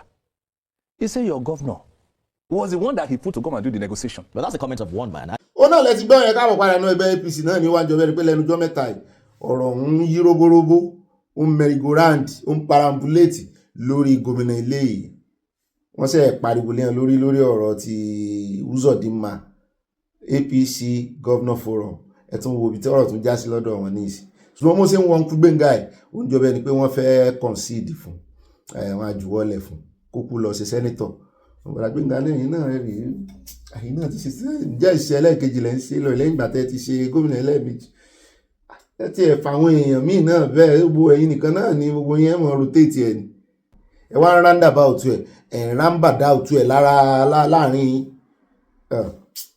ga ó dá wà ní ríjú báyìí lọ́nà ìròyìn tó ní oníyàn sí ọlọ́bẹ̀ sí ọ̀hátà ìfẹ́jẹ́ náà akọ ìbínú o ẹlẹgbẹ́ mo wí sùúrù léèrè wọn ní sùúrù ni wọ́n sì ní bẹ́ẹ̀ bá ní sùúrù yóò ṣe òkúta jìnnà ẹ ní sùúrù o Desmond ẹlẹ́ẹ̀kẹrin ló fẹ́ ṣe yóò tún ṣẹlẹ̀ ká ṣé kò yẹ kó promote géè wọn tún kíláàsì ká ṣé kò yẹ kó lọ house of rep tó ń bá mọ̀ kó ń tó gbangba sùn lọ yìí àwọn olóṣèlú yẹn anyways ẹjá fọ̀rọ̀ wọn lẹ̀ thank God this Friday gbogbo ẹ̀yàn ọlọ́jọ́ bí abayín yọ̀ lẹ́ẹ̀kan sí o bẹ́ẹ̀ náà ni àwọn tá à ń retí ọjọ́ bí wọn yóò bá aláì tó dára o ẹjá mọ̀ yọ̀ tọ̀ mí bàbá mi Festus mo rí gbogbo ọwọ́ tẹ̀yìn yọ fún mi nínú comment section bàbá mi yẹn sẹ̀ join wa nínú comment section ni ṣùgbọ́n ọwọ́ tán yọ sí mi èmi gan-an wọ́n ń ká mi mọ́kànlá ni o God bless you and I love you ẹlẹ́yà mi ọ̀wọ̀n àti mọ́ mi Cipriano ìyàwó dùn lọ sígìn mọ́ mi fún lọ́lá mi lò God bless you I love you. Bye for now. Happy weekend to you. Ó dáwọ́ ẹ káàbọ̀ sínú abala ń bára ìyá ti pẹ́ jù ṣùgbọ́n necessary ẹ wá dúró ọ̀rọ̀ tó jáde lẹ́nu OGD ṣùgbọ́n àmọ́ wò ó bóyá ẹni tán challenge openly bóyá yóò wà ẹ jẹ́ wá lọ sọ́dọ̀ Desmond Elliot níbi tó náà ti ó ń rawọ́ ẹ̀bẹ̀ sí àwọn tó jù lọ pàápàá jùlọ nínú ẹgbẹ́ òṣèlú ẹni tó pè ní grandfather rẹ̀ àṣé ó ti ẹ̀ mọ àgbàlagbà kí ló wá dé tán ní òrè bẹ̀bẹ̀ látijọ́ ìtó bẹ̀bẹ̀ bẹ́ẹ̀ náà ni àwọn èèyàn wọ́n ń dá ewé dámọ̀lẹ́kùn fún wípé bó bá bẹ̀bẹ̀ kó bẹ̀bẹ̀ kó bẹ́ẹ̀ tó jù ọ lọ kì í ṣe kó o túmọ̀ wátàmọ́tàmọ̀ torí wọ́n nínú ẹ̀bẹ̀ rẹ̀ wọ́n ló sọ àmúfọ́nrán ẹ̀bẹ̀ rẹ̀ bọ́ o wọ́n ló sọ wípé òun kọ́ ló mastermind díẹ̀ wọ́n ní tán sọ fún un ni pé kì í ṣe wọ́n fẹ̀sùn pé òun ló mastermind díẹ̀ kan ẹ̀sùn wípé lọ́wọ́ ń bẹ̀ ó wà lára wọn náà bá fi fọ́nrán yìí wọ́n bá fi rán létí pé ẹni tó yàgbẹ́ ti gbàgbé àwọn tó kó ọwọ́ wọn sì rún fọ́nrán ibi tán ó sọ gbàǹgbàǹgbà pé wọn náà wà nù wọn rè ṣùgbọ́n ó ti bẹ̀bẹ̀ ẹja lọ síbi tó ti bẹ̀bẹ̀ ẹja skip eléyìí. àyà ní ọ̀gá mi kẹ́ tó skip orí ọ̀fẹ́ gbà ní àìmọye wọn tán jọ wà nù kínní yìí o tó jẹ́ pé wọn wà relevant mọ́ mo tiẹ̀ ń béèrè Sisi Miranda wọn ò dúró wọn mọ́. The Bajadis and Bajadat of the world. My own Baba. I know you're upset. I want to say I'm sorry in front of everyone. Nothing breaks my heart than for you not to love me the way you've always loved me. I'm not saying, oh yes, media will come out. Hey, there's no Bex again. Yes, because he's my Egbon. And I grew up learning everything I know in politics through him. He might be upset over something or whatever it was. I'm human. Okay. And to err is human, to forgive is divine. So I'm sorry, my daddy, if I've offended you in any way. To the matriarch of Surulere, Mama, I'm sorry if I've offended you, but I will keep keeping the party strong. And to all Surulerians, my scorecard is there. You know the things I've done to make Surulere a better place. ẹ má bínú àyà ló ní ń dámọ́ lẹ́nu o láti pẹ́ jù ló fẹ́ waste time wa ni ó ti fẹ́ mọ̀ campaign òun bẹ̀bẹ̀ dádì ẹ̀gbọ́n ìwọ ni ká believe nù ẹ̀ṣẹ́gbọ́n rẹ ní àbí dádì rẹ. ó dá o ẹja àfẹlẹ́ ìkámọ́ fi dágbére ẹ bá pín bá dénú yín bẹ́ẹ̀ náà ni fún ẹni tí dátà bá ń já ń tàn mọ́ torí gbogbo ìgbàlámọ́ fi àwọn ọmọ Nàìjíríà ṣọ̀kan wọn tó wà nù Nàìjíríà dátà wọ́n ń jà wọ́n lólè dátà ń bẹ ẹ lè wo chapter by chapter